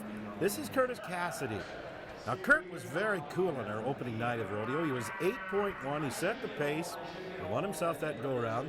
He's riding back on out of there just to relax for a minute, let that horse settle down. That's his own horse right there. That's a horse he calls Stick. Stick not only looks good, this horse really works. This horse is underneath 2 cowboys this year at the Canadian Finals Rodeo. Our cowboy that's in the #1 spot thus far, Timber Moore, will ride Curtis's horse a little bit later in the performance of rodeo. Now Kurt's got everything settled down. They've got the calf loaded. The automatic 10-second barrier is prepared on the calf. Our Wrangler officials ensure that all that gets done. Our cowboy turns around now. He'll watch the calf. When he's ready, his horse is set. He nods, on out. Quick swings, on out there. Now, it's important to keep this smooth, get it done. Grab that front leg, string it up there. He'll take a chance today, or will he? No. He ties that one with 2 wraps. That might be the best thing to do today. Make sure this calf is down. Well, he just duplicated his time from that opening round. He comes back with 8-1, and that's gonna help him out and put him in second spot. And we talked about playing the role of spoiler. That 8-1 could factor in when we look at things for the other 2 guys, of course, who still have a chance to win a championship. One of them is Morgan Grant. All right. Morgan Grant getting ready to be the next man in. Nice job by Curtis Cassidy. You got to admire that guy's career. 10 Canadian titles. Morgan Grant, no Canadian titles because he's just embarking on what is going to be a great career. Texas A&M grad. Gig'em Morgs was the inscription on the sign down there on Highway 6. Of course, Gig'em Aggies is the big cry down there at Texas A&M for the Aggies. And right now, this man has a chance certainly to lock up the high point, but he'd love to win a tie-down roping championship as well. Morgan Grant has a chance to do that with this run. There's the shot. All right, quickly to the calf. Get him up, get him down. Now, pick and string on one. Fast hands, Morgan. Yes, right there. Morgan Grant. Morgan needs to give credit to his horse this time, and the Cowboys always do that. The timing of this run was off just a little bit. That calf was not moving that fast when he went ahead and roped him. Now watch as he gets down to the calf. This horse is going to bring the calf to him right there. That's very important. That really helps you get that calf down on its side. Now go ahead, he reaches way out over the side of that calf. Nice tie. The time will take care of itself if you can keep it smooth, keep up the momentum. Yeah, and you can see from the look on his face, he knows that 9-2 is probably not going to be enough depending on what Timber Moore does right here. Here's our season leader, a former Canadian Rookie of the Year, Timber Moore from Aubrey, Texas. Clayton Moore's cousin. Clayton, of course, is already our steer wrestling champion. Can we keep it in the family? We'll find out right now as Timber Moore gets ready. He's sitting on $42,000 won over the course of the season, $15,000 of those dollars right here at this Canadian Finals Rodeo. Had a no time back on Friday, but has battled back since that time. He is just so good and gives a lot of credit to that horse that we've talked about. Yeah, he's sitting on Stick down there right now. And I asked him about Stick. I said, what about this horse? And he said, you know, this horse does everything right. He scores in the corner like that. He said he's got a lot of run. You can give your calf a little bit more room. He'll compensate for that. He works a lot of rope, gives you an opportunity to tie calves like that. Good job. Well, an 8-3 might have been just enough for Timber Moore to be our champion. We don't know that for certain, but he certainly didn't hurt his chances right there. Just a solid run, as we've seen so many of those from Timber Moore over the course of this season. So, there it is right there. Nice job for Timber, 8-3. Well, of course, our tie-down roping, sensational today as we get ready to talk about champions, but the tie-down roping was brought to us by Alberta Premium Canadian Rye Whiskey, and Katie Lucas, I believe, has a champion at her side. Well, you're right, Dave. Rylan Geyer, you are our 2013 CFR Saddle Bronc champion. Now, it was 2 years ago when you were in contention for the title and you bucked off your last horse. Was that on your mind today as you were about to nod your head? Yeah, I mean, it's definitely in the back of your mind. Everything was shaping up the same way. We're even in the same chute as last year, so it was definitely on my mind. But just bared down and tried to get one rode, and just managed to come out on top on the average is what helped me out. So I believe it's a very special person and a professional athlete that it takes to overcome things like that have happened in the past. 3 times Canadian barrel racing champion Lisa Lockhart going to talk about one of her championship runs from 1 year ago. Let's take a look at it right now. Coming into the first barrel, the key to everything is, you want to be as close as possible. Right there, we are actually too close for comfort. And we do bump the barrel, but it's not enough to cause us a whole lot of damage, so it worked out okay. And, in all reality, he looks like he's pretty set up for success here going around the second barrel. I can't fault him anything there. Louis is pretty much of a model of consistency as long as I do my job. And approaching the third barrel, you can see him right there, maybe starting to anticipate that turn just a little bit. But, we came out smelling like roses, fortunately, so it all worked out. And, of course, the race for the finish line and just trying to get there as fast as we can. All right, now after a great run like that, what is it that Lisa Lockhart says? Oh, I'm just thinking, show me the money.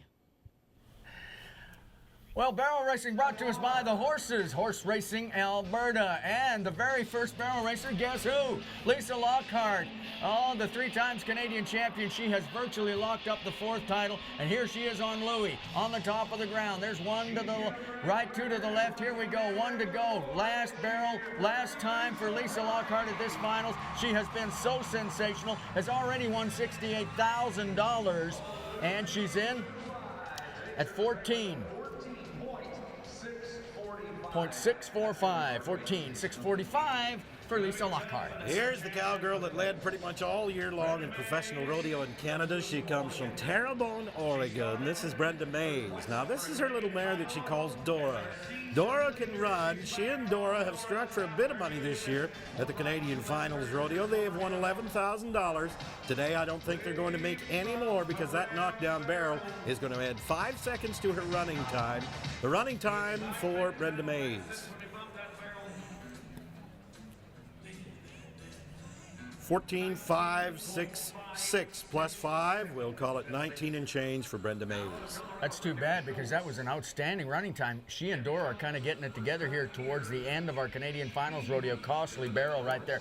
Kim Schultz from Larkspur, Colorado, just a neat cowgirl and a really solid barrel racer. Saw her at the Calgary Stampede this summer where she was very, very good, and she's been very good at this Canadian Finals as well. She's won $33,000 over the course of the season, $17,000 of that right here. So the turn for home. Here comes Kim Schultz across the line right there. The time is a 14.855 for her and puts her in second spot. The running little black mare that she calls Rudy, and the cowgirl up top is Brittany Diaz. She comes from Mandan, North Dakota. She's got 1 barrel into the books already. We've got the second one down. Now, she travels with Lisa Lockhart. They're going to go back across the 49th parallel. They're going to take a lot of change from this year's Canadian Finals Rodeo. The running time, 14.956. 14.956 for Brittany Diaz. Let's stay south of the 49th parallel now and go to Vail, South Dakota for Nikki Steffes. Nikki has picked up $15,000 at this Canadian Finals Rodeo to bring her season total to $31,000 plus as she goes to the right-hand side on this solid Palomino horse. Nikki Steffes on Sky High Guy, the turn for home right here, and that run. All right, across the line, nicely done, Nikki Steffes. 14.941, going to put her solidly on the board. Canadian cowgirl from Hinton, Alberta. Here comes Tara Muldoon. A number of times to the Canadian Finals Rodeo. The horse is a horse she calls Revy, and Revy has got a lot of speed between the barrels. They want to go around up here at the Canadian Finals Rodeo. They'd like to do it again today. They're in the running for home. Let's listen to the time.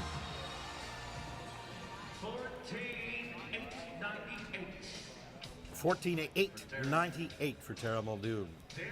Well, Deb Gully of Okotoks, Alberta, we've celebrated this great Canadian cowgirl's career so many times. 21 times to the Canadian Finals Rodeo. That's just unheard of. She is just so good and so competitive. Just absolutely loves this game. And she and Scooter right now with a turn to the right and a couple to the left to follow.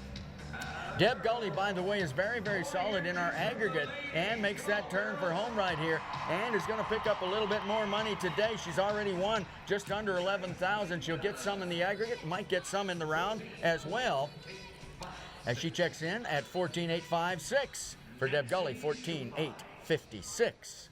Nancy Shabai is from Tabor, Alberta, and here she comes, ready to take her turn around the barrels. This is her great little horse, Wicked.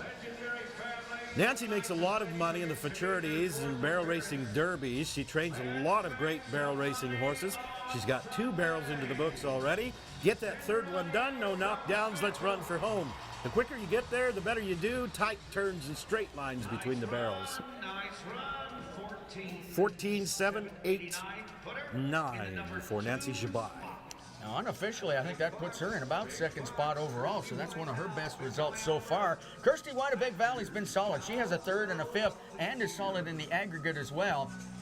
Let's see how Kirsty can do on her fine horse Racy right here. Now she starts to the left, as is her option, and that's a great first barrel right there. Now 2 turns to the right, that's a good one. Far side, okay, Kirst, let's make one final turn and that run for home, get some money.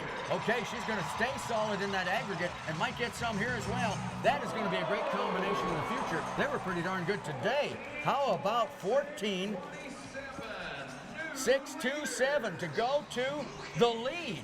Kirsty White has just taken over the lead from Lisa Lockhart. What a great run. Here comes Wacy. It's all about speed for Wacy Hollingworth from Valley View, Alberta. This is a great little cowgirl. Running quarter horses are what we use in the world of barrel racing. And this one has got it going on today. Look at that 3rd turn. Let's ride for home. Little stumble around the 3rd barrel. That might be reflected in the time. Cowgirl's looking good. 14-8-46. 14-8-46. Well, Katie Garthwaite, Merritt, British Columbia, really has not had the Canadian finals that she wanted to, and she's back on her great horse, Frenchie. This was the horse of the year in barrel racing in Canada, but they struggled early on. She kind of changed things up a little bit, and look at that.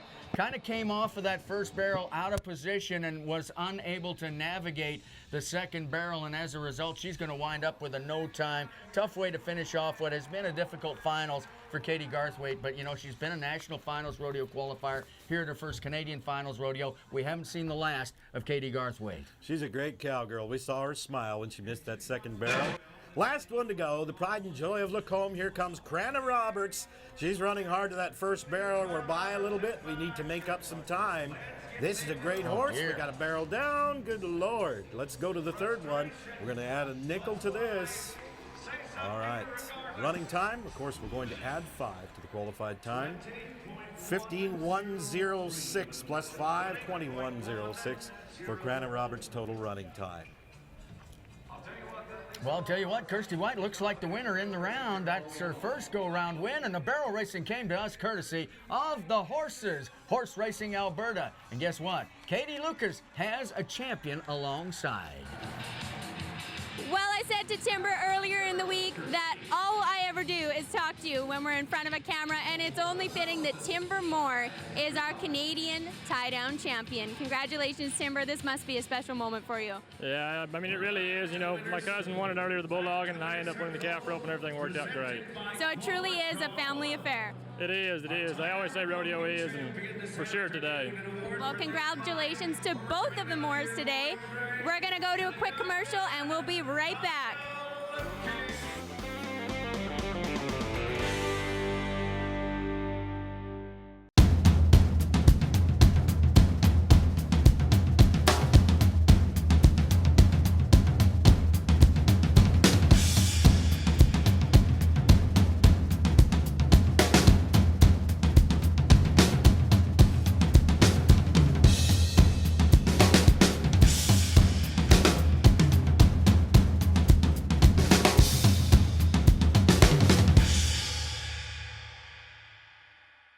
You heard it here first. Western GMC Buick is Alberta's #1 GMC dealer. No one sells more GMCs than Western. Visit us today at the corner of 184th Street and Stony Plain Road in Edmonton and find out why. Size does matter. Big cameras. Small budgets. Professional broadcasting comes to the web. Showcase your event to the world live via multi-camera broadcast production. iLink brings global reach to your event with network quality production at affordable rates. Whether it's for the web, for broadcast, or for in-venue screen supply. Put our experience to work for your event. The iLink Media Group. Well, the bull riding comes to us from Frontier Western Shop with locations in Claresholm and Airdrie, and we get ready for the bull riding where we've got a great race shaping up, and we talked about it at the outset. There's Scott Schiffner leading the way, but the guy you feel has got a real good shot at it today, Dakota Butter, and I agree with you. Chad Bestplug, Tanner Gerlitz, Tyler Thompson, it is going to be a dogfight in the bull riding. First man to go is a guy who really made a great performance last night, and that's Bo Brooks, because we know that riding hand is hurting, and it's hampered him throughout until last night when he jumped out with an 82.5 point ride, got himself a little money, got that confidence going, because he's got the Calgary Stampede bull called Burn It to the Ground. That right hand is going to hang on to a lot of hamburger right there. This cowboy's got 1,400 pounds of bucking bull underneath him. We ride for 8 seconds. We don't need the initial contact rule, but we can't touch down with a free hand. We can't buck off. You can stay on board like this. You can turn it an 8-second ride. You can make some money today. Congratulations, Bro Brooks. Bullfighters, let's help him get out of there in good shape. Scott Byrne, Brett Monia, good job. We got it going on. This is going to set the pace for the Cowboys today, David. Boy, has he finished strongly, huh? Last night and again today. That is sensational. 85 1/4, and with this pen of bulls, they're going to buck off a lot of Cowboys. He's going to get some money. 85 1/4. He just said, show me the money is what he said. That is a neat deal for that cowboy right there. Back up inside the buck chutes, they're loading more bulls, and we're bringing you the cowboy with a cowboy hat, and he is all cowboy all the time. This is Ty Patton from Buck Lake, Alberta. We're getting on a bull called True Blood. This one comes from the Vole Bucking Bull Firm. This is a bucking dude right there. This big black bull has bucked off some of the best cowboys in the world. Normally, he'll take a look to the right, then he'll go left. There's the look to the right. We're coming left. Adios, cowboy. No score for Ty Patton. Heartbreaker for him. We'll see a lot more of that cowboy in the bull riding coming up next year in Pro Rodeo. He's a little disappointed right now. Let's see what goes right and goes wrong. We're in good shape right here. There's a look to the right, and then we gas it around to the left. Cowboy didn't get around the corner, Dave. I think the bull beat him out of there a little bit. Yeah, he did, and he really wasn't squared up the way I would have liked to see him right off the bat right there. Might have anticipated a little bit more of a turn to the right than he got. So we're getting ready now for Garrett Green. Garrett Green, Meeting Creek, Alberta. He's got $5,000 won. Got a bull, I don't know the name, Stupid Trent. Where does that come from? Okay, there's somebody out there, obviously named Trent, and maybe not that bright. Okay, let's get ready for Garrett as he gets set. Had a very good season, but had to go right down to the very last rodeo, and a knee injury hampering him at the time, and he still jumped out there and won it and got a trip to the Canadian Finals rodeo, because this is just a tough kid and a guy that we're going to hear a lot from. That Green family up there in Meeting Creek, that's a good rodeo family and a good rodeo community as Garrett Green gets ready right now. Now, he had a 3-4 split in round 2, 5th back in round 3. He's bucked off his last 2, and it's not going to get any easier on Stupid Trent right here. Okay. We're getting a wonderful look at that bull rope down there. This is one of our North American style bull ropes that our cowboy is using right now. There comes the tail of the rope. The tension's already been done on that. We passed it through the palm of the hand once. We're going to do it one more time. That rope is sticky, isn't it, Dave? There's rosin on there. You betcha. And then they heat it up and try to get it as sticky as you can, because you need it for bulls like Stupid Trent, and it didn't work here for Garrett Green. No score for the cowboy from Meeting Creek. Our cowboy's disappointed about that today, but he's had a great year of rodeo. On outside, around to the right. That right foot came out of position, and that's your point of stability in the bull riding when that bull goes that direction. Our next cowboy gets ready, and here comes one of our youngsters this year in Pro Rodeo. We've enjoyed the performances of Jordan Hansen from Okotoks all year long. About mid-July, this cowboy really had to reach deep in the bull riding. It seemed like every time he got on a bull, he got bucked off hard. We saw him get hung up a couple of times. We knew that every weekend he came to the rodeo, the body was sore. He competed with that sore body, and he battled it out. Now today, you come into this round of rodeo, you can't do any better than to get on the Bucking Bull of the Year from the Outlaw Buckers. This is a bull called Red Stag. Now, Jordan has been watching this bull all year long. Undoubtedly, he's seen tons of video on this bull. He set his game plan on how he's going to make it to that very welcome 8-second horn today. And if he does, he will definitely be among our leaders. This is a great bucking bull. This bull has been to the Canadian Finals Rodeo before. I'm excited, Dave. Well, Tyler Thompson got by Red Stag the other day, and that kind of turned his whole week around. So let's see if we can finish strong on that same bull, because you and I so much like this kid and the great future that he's got. You know, we've been watching him over the last 2 or 3 years, waiting for him to take it to the next level. He did that in 2013 as Jordan Hansen gets ready right now on the Red Stag. And this is one of those career-defining moments that we talk about. This is one of the things that you will never forget. If you can ride the Bull of the Year in the final performance of the Canadian Finals Rodeo in 2013, that is something you can put on your bucket list. Oh, no! Oh, man, look out. Good job, bullfighters. Get him out of there. Oh, boy. Oh, I think he's all right. Go the other way, Jordan. Oh, look at those bullfighters. Good Lord, I thought he had it done, David. Well, that is such a tough bull because he's got 2 or 3 different moves that he throws at you. If he'd have stayed right in it like he does right there, Jordan is totally in control. But watch this bull kind of change it up, says, okay, that's not going to work. I'll try something else. Kind of slows it down, then goes back, and then kind of gave him a couple of shots as well as Brett Monia and Scotty Byrne got in there doing the great job of cowboy lifesavers that they do so very, very well. And you know that Jordan Hansen has to be disappointed with that outcome. Oh, he's down there trying to catch his air. I'm glad he's okay. Looks like everything's all right. Here's a guy coming on in here with the lead in the aggregate. The red-headed boy from Prince Albert, Saskatchewan. Here comes Tanner Byrne. Here comes Slash David. This is a farewell tour for probably the most decorated bull we've ever had in Canadian Rodeo. Well, and this is his last trip. They're retiring the great VJV Slash after this ride. And I want this guy to ride because he's 5 for 5. Could you go 6 for 6 and finish it off on Slash? Why not? The long, tall redhead right here, Slash. There it is. And Tanner Byrne is in control so far. Can he stay there? It's loosened up pretty badly right there. And Slash might have finished off the way he has so many times. We're going to wait for it officially because Tanner Byrne feels like maybe he was there. He feels like maybe he was there. We don't know for sure.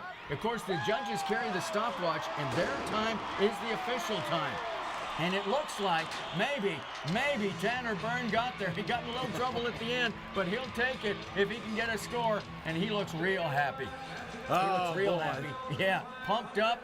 Looks like he's got a score coming his way. Tanner Byrne is going to go 6 for 6 at the 2013 Canadian Finals Rodeo. Oh, a little red in the head right there. He's happy about that. And he'll be happy about 89 points as well. That could be a big, big step towards a championship depending on what happens after this. Wow, what a great finish to a great career for that bull. And Tanner Byrne was equal to the moment right there, 89. Oh, that is just great to see on Sunday afternoon. What a way to end the rodeo career for Slash. We love that bull. There's our cowboy from Ponoka, Alberta, now originally from Manitoba. That is Zane Lambert. Now, Zane has been a little quiet at our Canadian Finals Rodeo this year, but I tell you what, we expect him to step up today, courtesy of a bull called Blue Zone from the Outlaw Buckers, 1,300 pounds of 6-year-old bucking dude that wants to get you on the ground. That degree of difficulty is going to be there for this bull. He's got that bull rope tightened up down inside. We can see Brett Monia backing out of camera view right now. That means that bullfighter knows that we are getting ready to buck this bull, ready to kick the latch loose. We need to be 90 now to take the lead in the go-around. Zane Lambert looks up there, keeps his eye on the ball, so to speak. Watch the head on the bull. Watch him head on out of here. Now we're around. Keep on going, cowboy. Get that outside foot working. There's that windshield wiper arm going to work. I think we've got it done. Good deal. We're doing it again, David. Oh, Zane Lambert coming on strong in that final round. Boy, oh boy. You know, he was the PBR Canada champion in 2013. He made a lot of rides like that. This is his first Canadian Finals Rodeo, which is surprising on its own because he should have been here 3 or 4 times before this. But oh my, does he do a job right here. 88 1/4. Good for second spot. Well, they're riding bulls today. We've got it going on now. What a job for Zane Lambert, and he is tired. That is a workout for 8 seconds. Good job, cowboy. Well, here's the guy who came in here in second spot on our aggregate and with a legitimate chance to win this whole thing. We're talking about Devin Mazie. Big Valley, Alberta. Shark bait from the Franklin firm. Oh, man, I'll tell you what. You know, you and I talked about it in the very first round and said this very well could be the guy. This could be the year for him, and it just might be. Let's find out. We get to watch him ride a lot, and you know Devin Mazie's absolutely amazing. When you apply the pressure to him, Devin Mazie rides tougher. Look at that bull reach back. That'd bother most cowboys, but not this guy today. Not on the final round of the Canadian Finals Rodeo. Got him reared into his hand. Look out, cowboy. Whoa, here come the bullfighters. Oh, man. Too bad. Well, that might have cost him a title. He bucked off back on Saturday afternoon and then comes back here on Sunday and doesn't quite get there. But that was a tough bull right there and really, really fired him out of there. You think that doesn't hurt? And on top of that, you know, psychologically, he's feeling pretty down right now. He knew he had a shot at the championship coming in here. Well, let's go now to Tanner Gerlitz as you watch him getting ready. Now, Tanner Gerlitz has had something of a, oh, check me on that. Looks like maybe we're going to Tyler Thompson. TNT is the man. Black Diamond, Alberta. And, you know, he got it turned around back on Friday night. And here he is on the bull, Pop Evil. This is the bull that carried Scott Schiffner to the championship 1 year ago today. They were 87 points for the title. We'll see Schiffner a little later. Pop Evil right now. Watch how high this bull is going to get in the air. And he's not going to do it just once or twice, but 3 or 4 times. Watch right there. And right now we're okay. We're okay. Now it's not going to work. With a bull like that, where it gets so high in the air like that, you absolutely have to be square in the middle when that bull hits the ground because you can't recover. And right here, he's okay, but then he gets off to the left, and you just can't make that recovery because that bull won't give you the chance. He's relentless. He goes at it again, up high, down, and down goes Tyler Thompson. Disappointment. They just keep coming at you like a freight train today. Too bad. I think he raised that bull, didn't he? Oh, he's raised a bunch of great bucking bulls. You betcha. Tyler Thompson, cool guy. Sold him to the Big Stone Rodeo Company. Now, down inside, we're looking at Tanner Gerlitz right now. Our cowboy that did so well this year on our road to the CFR series of rodeos. He's down inside. You know, he's won a Canadian title already. He won that in 2006. He's got a bull called Team Page. This one comes from the Franklin string. Red and white paint bull down inside. Nod your head, get on out of there. This one will come around, get things going on to the left, and I think he's got this one knocked out. We're going to make it for a full 8 seconds. Yahoo, Tanner Gerlitz. Get on off of there, partner. Get away.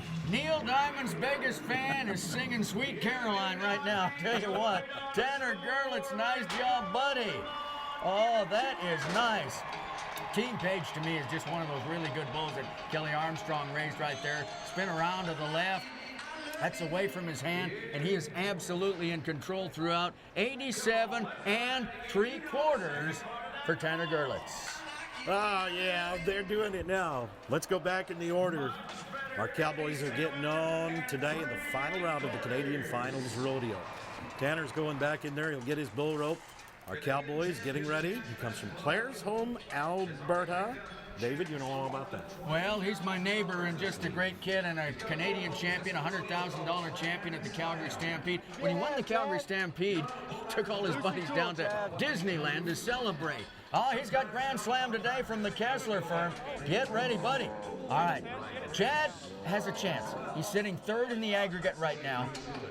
He's got Grand Slam. He's got to stay in that aggregate. The big thing is he can't buck off. Doesn't have to necessarily win the round, but he needs to do well in the round and get some money and stay in that aggregate. And there's that bull spinning around to the left, and Chad is nicely in control, using that outside leg to get some money, chops in and add to the score, and he does that. Chad Best Plug got stepped on coming out of there. You can see him looking at that arm. I'll tell you what, he'll take it right there. He'll say, I'll take that if I can have the ride. There's Tyler Thompson. Disappointment a moment ago, but there he is congratulating his buddy, Chad Bestplug, who just made a heck of a ride. That cowboy knew that bull was going to come around into his hand today, and he was sitting out there waiting for him, got that outside leg going on, and there's the tough way to the ground. Now the adjudication of it coming back, 87.75, 87.75. Well, that's back-to-back on that score because Tanner Gerlitz and Chad Bestplug, both 87 3/4. That's good for a 3-4 split behind our leaders, Tanner Byrne and Zane Lambert. Well, you talked about this guy. This is the guy that you said is kind of the dark horse and just might sneak up here because, of course, he's got Whiskey Jack. The bull we saw at Medicine Hat, and they were 92 points. Zane Lambert, 92 at our Road to the CFR stop in Medicine Hat. If he can ride this bull, he might be able to run his own score. Dakota Butter of Kindersley, Saskatchewan lives for the bull riding. This young man spends hours watching videos on bulls, setting his game plan for moments like this. This bull is going to jump on out of there. He's going to get into a spin right away. The cowboy needs to stay with him. He needs to keep his mind on his business. You need to concentrate, act and react to what the bull is throwing at you. The bull is going to dictate what is going to go on today. It's up to the cowboy to reposition his feet, use that free arm to keep himself on the back of this bull. Whoa! Oh boy. That's not what I expected today, David. Well, I'll tell you what really factored in there to some degree is the fact that that bull was bucking away from his hand. Let's watch it again. Cowboy rides with his left hand. The bull's going to buck to the right. This is a really, really tough bull to ride away from your hand. The right-handers have a little better shot than the left-handers, and no score here for Dakota Butter. And that bull from the Kesslers has been a bucking bull of the year before. He is a great one. Here he comes, David. Here's the story of the Canadian Finals Rodeo and the bull riding this year. Well, can he do it one more time? It came down to this same situation 1 year ago, and he jumped out and was 87 points to win the round, win the championship, and it boils down to this. Scott Schiffner of Strathmore has the bull called State Trooper. Wow. This black and white paint dude comes from the Franklin string of bucking bulls. They raise this bull, and I tell you what, he is going to be great today for Scott Schiffner. We need to get him rode. We've got an 89 on the top side with Tanner Byrne. This is a test today. Imagine having to be 90 to take over the lead in the round. Well, don't bet against that. He's done it before. We can see the Cowboys stabilizing him down inside, hanging on to him, making sure that he's all right. He's about ready to nod his head. He's got three little girls hoping that Dad is going to bring home the money. And another buckle. Hang on, Scott. Ride. Look at him go. That a boy. Some money chops right there. Yahoo! Well, you know, it's just such a phenomenal story when you talk about Scott Schiffner. One of the classiest guys you're ever going to see in our game. And right there, look at State Trooper not happy about it. Said, I thought I was going to get that guy. Oh, look yeah, at it's smile. tough. It's tough to get that guy. 85.5. So he stays in his aggregate position, probably betters it a little bit. 85.5 going to get some money in the round. I don't know. I have no idea who's going to win this thing, but right now Scott Schiffner certainly has a very good chance. We'll find out a little bit later on. Oh, look at this. Look at this. Outstanding on State Trooper. The beautiful, beautiful shot of that bull right there. And look at this guy, so aggressive. Now, there's that right-handed rider on a right-handed bull, and that's kind of to the advantage. Now, watch the family on the left. Look at the kids. Come on, Dad. Come on. You can do it, Dad. Yes, he can. Oh, man. Mesa, Hadley, and Little Oakland, I don't know if she was cheering. She's about 3 weeks old. But she was happy. I'll guarantee you. There's Dad and Scott Schiffner. Hey. Congratulations, buddy. The amazing Scott Schiffner does it again. 85.5. We'll find out. We'll find out in just a couple of minutes. Hey, I'll tell you something. The bull riding was brought to us by Frontier Western Shop, and what a bull riding it was. Well, you know, we've talked about our bullfighters. We saw them in action here just now, and they have been so tremendous throughout the course of the finals. We had a little bit of fun with our bullfighters earlier on when we chatted with Scott Byrne and Brett Monya, and they talked about what they would be doing at this Canadian Finals Rodeo. We're talking about Cowboy Lifesavers. I'm standing alongside 11 times Canadian Finals Rodeo bullfighter Scott Byrne, and on the other side, Brett Monya, the rookie. Now, Scott, let's talk first of all about what your job is out there in the arena. Our job, first and foremost, is to protect cowboys, and when I say that, it means when a bull rider gets thrown off, it's our job to put our body on the line between bull and bull rider. Now, of course, there's two guys out there. That teamwork is such an important factor. Essential. Without our teamwork and us working together as a team, you know, things can go bad. So we know where each other are all the time. We're always working across from each other, and we get in and get out as smooth as possible as a team. Now, Brett, your first time to the Canadian Finals Rodeo. You got to be excited about that as a fighter. Oh yeah, I'm definitely excited and honored to be here, Dave. It's been, you know, a long career of mine, and like I say, honored to be here. Now, working alongside Scott Byrne, that's got to make you feel pretty darn confident. You know that he knows all the moves and everything that he's done in his great career. Working alongside of him got to be cool. You know, it is great to fight with Scott. I fight with him for the last few years now, and it's an honor to fight beside him too. And he's one of the best in the game going right now. No, he has a little bit of a limp nowadays just because of the age thing, but no, he's great. I'm joking, but. Oh, and a rookie is going to start picking on the veteran. Are we going to have a fight here? Is that what's going on? Well, he'll possibly learn what the rookie goes through in the next 6 performances because the vet's got old tricks. All right, there they are. Scott Byrne, Brett Monye. I'll tell you, they're having fun right now, but it gets serious in the arena when these guys are fighting bulls. And what a great job they did. And hey, we have Katie Lucas with another of our Canadian Finals Rodeo Canadian champions. This finals has been full of a lot of close calls and a lot of tough competition, but Lisa, you were no surprise today. We knew you were going to win this, and now that you've won your 4th Canadian title, what's next for you? Oh my goodness, just go home and absorb it all. It's pretty cool. What about the national finals now? How confident are you going into your 7th national final? This is huge. I mean, it's huge, but you know, I mean, it's a whole nother horse race. Anything can happen, and so, you know, you'll just go down there with a different mindset and start over and just start out with day number 1 and go for it. Now, you're someone that we can tell is very humble. You hardly want to come on for an interview, and where does that come from? You know, I think we learn to appreciate it for what it's worth, and that, you know, it can be taken away from you at any moment. So it's just a great honor.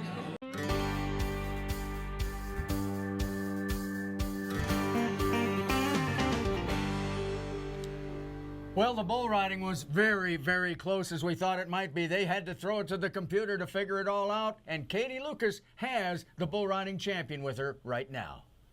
Well, we congratulate our final champion of the day. Chad Bestplug has won the bull riding for the Canadian Finals Rodeo. Chad, what a special day it's been for your 2nd Canadian title. Yeah, it's pretty surreal right now. I remembered, you know, when I was sitting back watching the rest of the guys, I kind of remembered the feeling it was like to win it the first time. And yeah, I mean, all I could do was watch at that point, but it feels amazing. Well, they definitely say that visualization can help, and visualizing that win, do you think that definitely played in today? Oh, definitely. I've been visualizing it for the last 3 months and even thinking about doing these interviews and stuff, and now I can't think of the stuff to say, but yeah, I don't know what to say. Well, congratulations. That's all there's left to be said. Back to you, Dave and Doug. That's it for our Canadian Finals. The road to the CFR is presented by the Edmonton Destination Marketing Hotels, Northlands, the Canadian Professional Rodeo Association, and iLink Media Group in partnership with Travel Alberta. The 40th edition of the Canadian Finals Rodeo is now part of Canadian rodeo history, and boy, did we make some history in this building, Rexall Place in Edmonton, Alberta today, Doug Young. It was absolutely spectacular, and maybe, if anything, we underestimated how close those races were and how tough it was going to be on Championship Sunday. Well, let's take a look, and we'll start with the bareback riding, where it was absolutely outstanding. Came down, of course, to that almost a ride-off situation between 2 great friends and 2 great neighbors. They came in here just 48 cents apart going into the last day, and Matt Late emerged as the champion, edging out his buddy Kyle Bowers. Logan Hudson was very good, Dusty LaValle, and Colin Adams. In the steer wrestling, it was Cody Cassidy today to win the round at 4 seconds flat.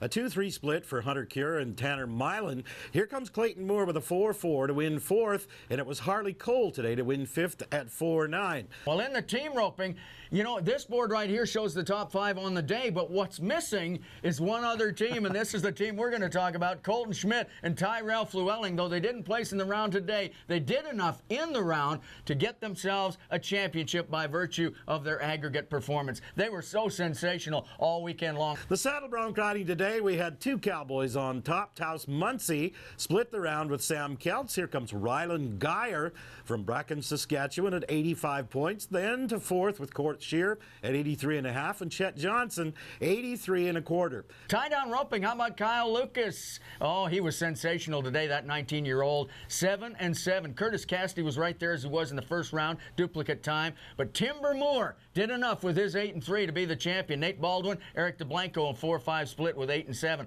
It was very exciting today in the barrel racing. Kirsty White won the round today. We've been waiting all week for her to strike in the rounds. Today, her winning time, 14:6:27. Lisa Lockhart won second in the round today, 14:6:45. Nancy Zabai at 14:7:89. Lacey Hollingworth, 14:8:46. And Kim Schultz at 14:8:55. Well, let's take a look at the bull riding, and it wasn't any closer in any of the events than it was right here. Tanner Byrne, 6 for 6, including riding Slash on that great bull's final trip. Zane Lambert next, 88 1/4. Tanner Gerlitz, 87.75, as was Chad Bestplug. There's Scott Schiffner, but it was Chad Bestplug. And he, again, parlayed a great performance throughout the 6 days, or the 6 performances over 5 days, to a championship. And here he is, making just a great ride. Chad Bestplug on Grand Slam Kessler Bull. Simply amazing out there today, as he was a couple of years ago when he won his first championship. Chad Bestplug, a worthy bull riding champion of Canada.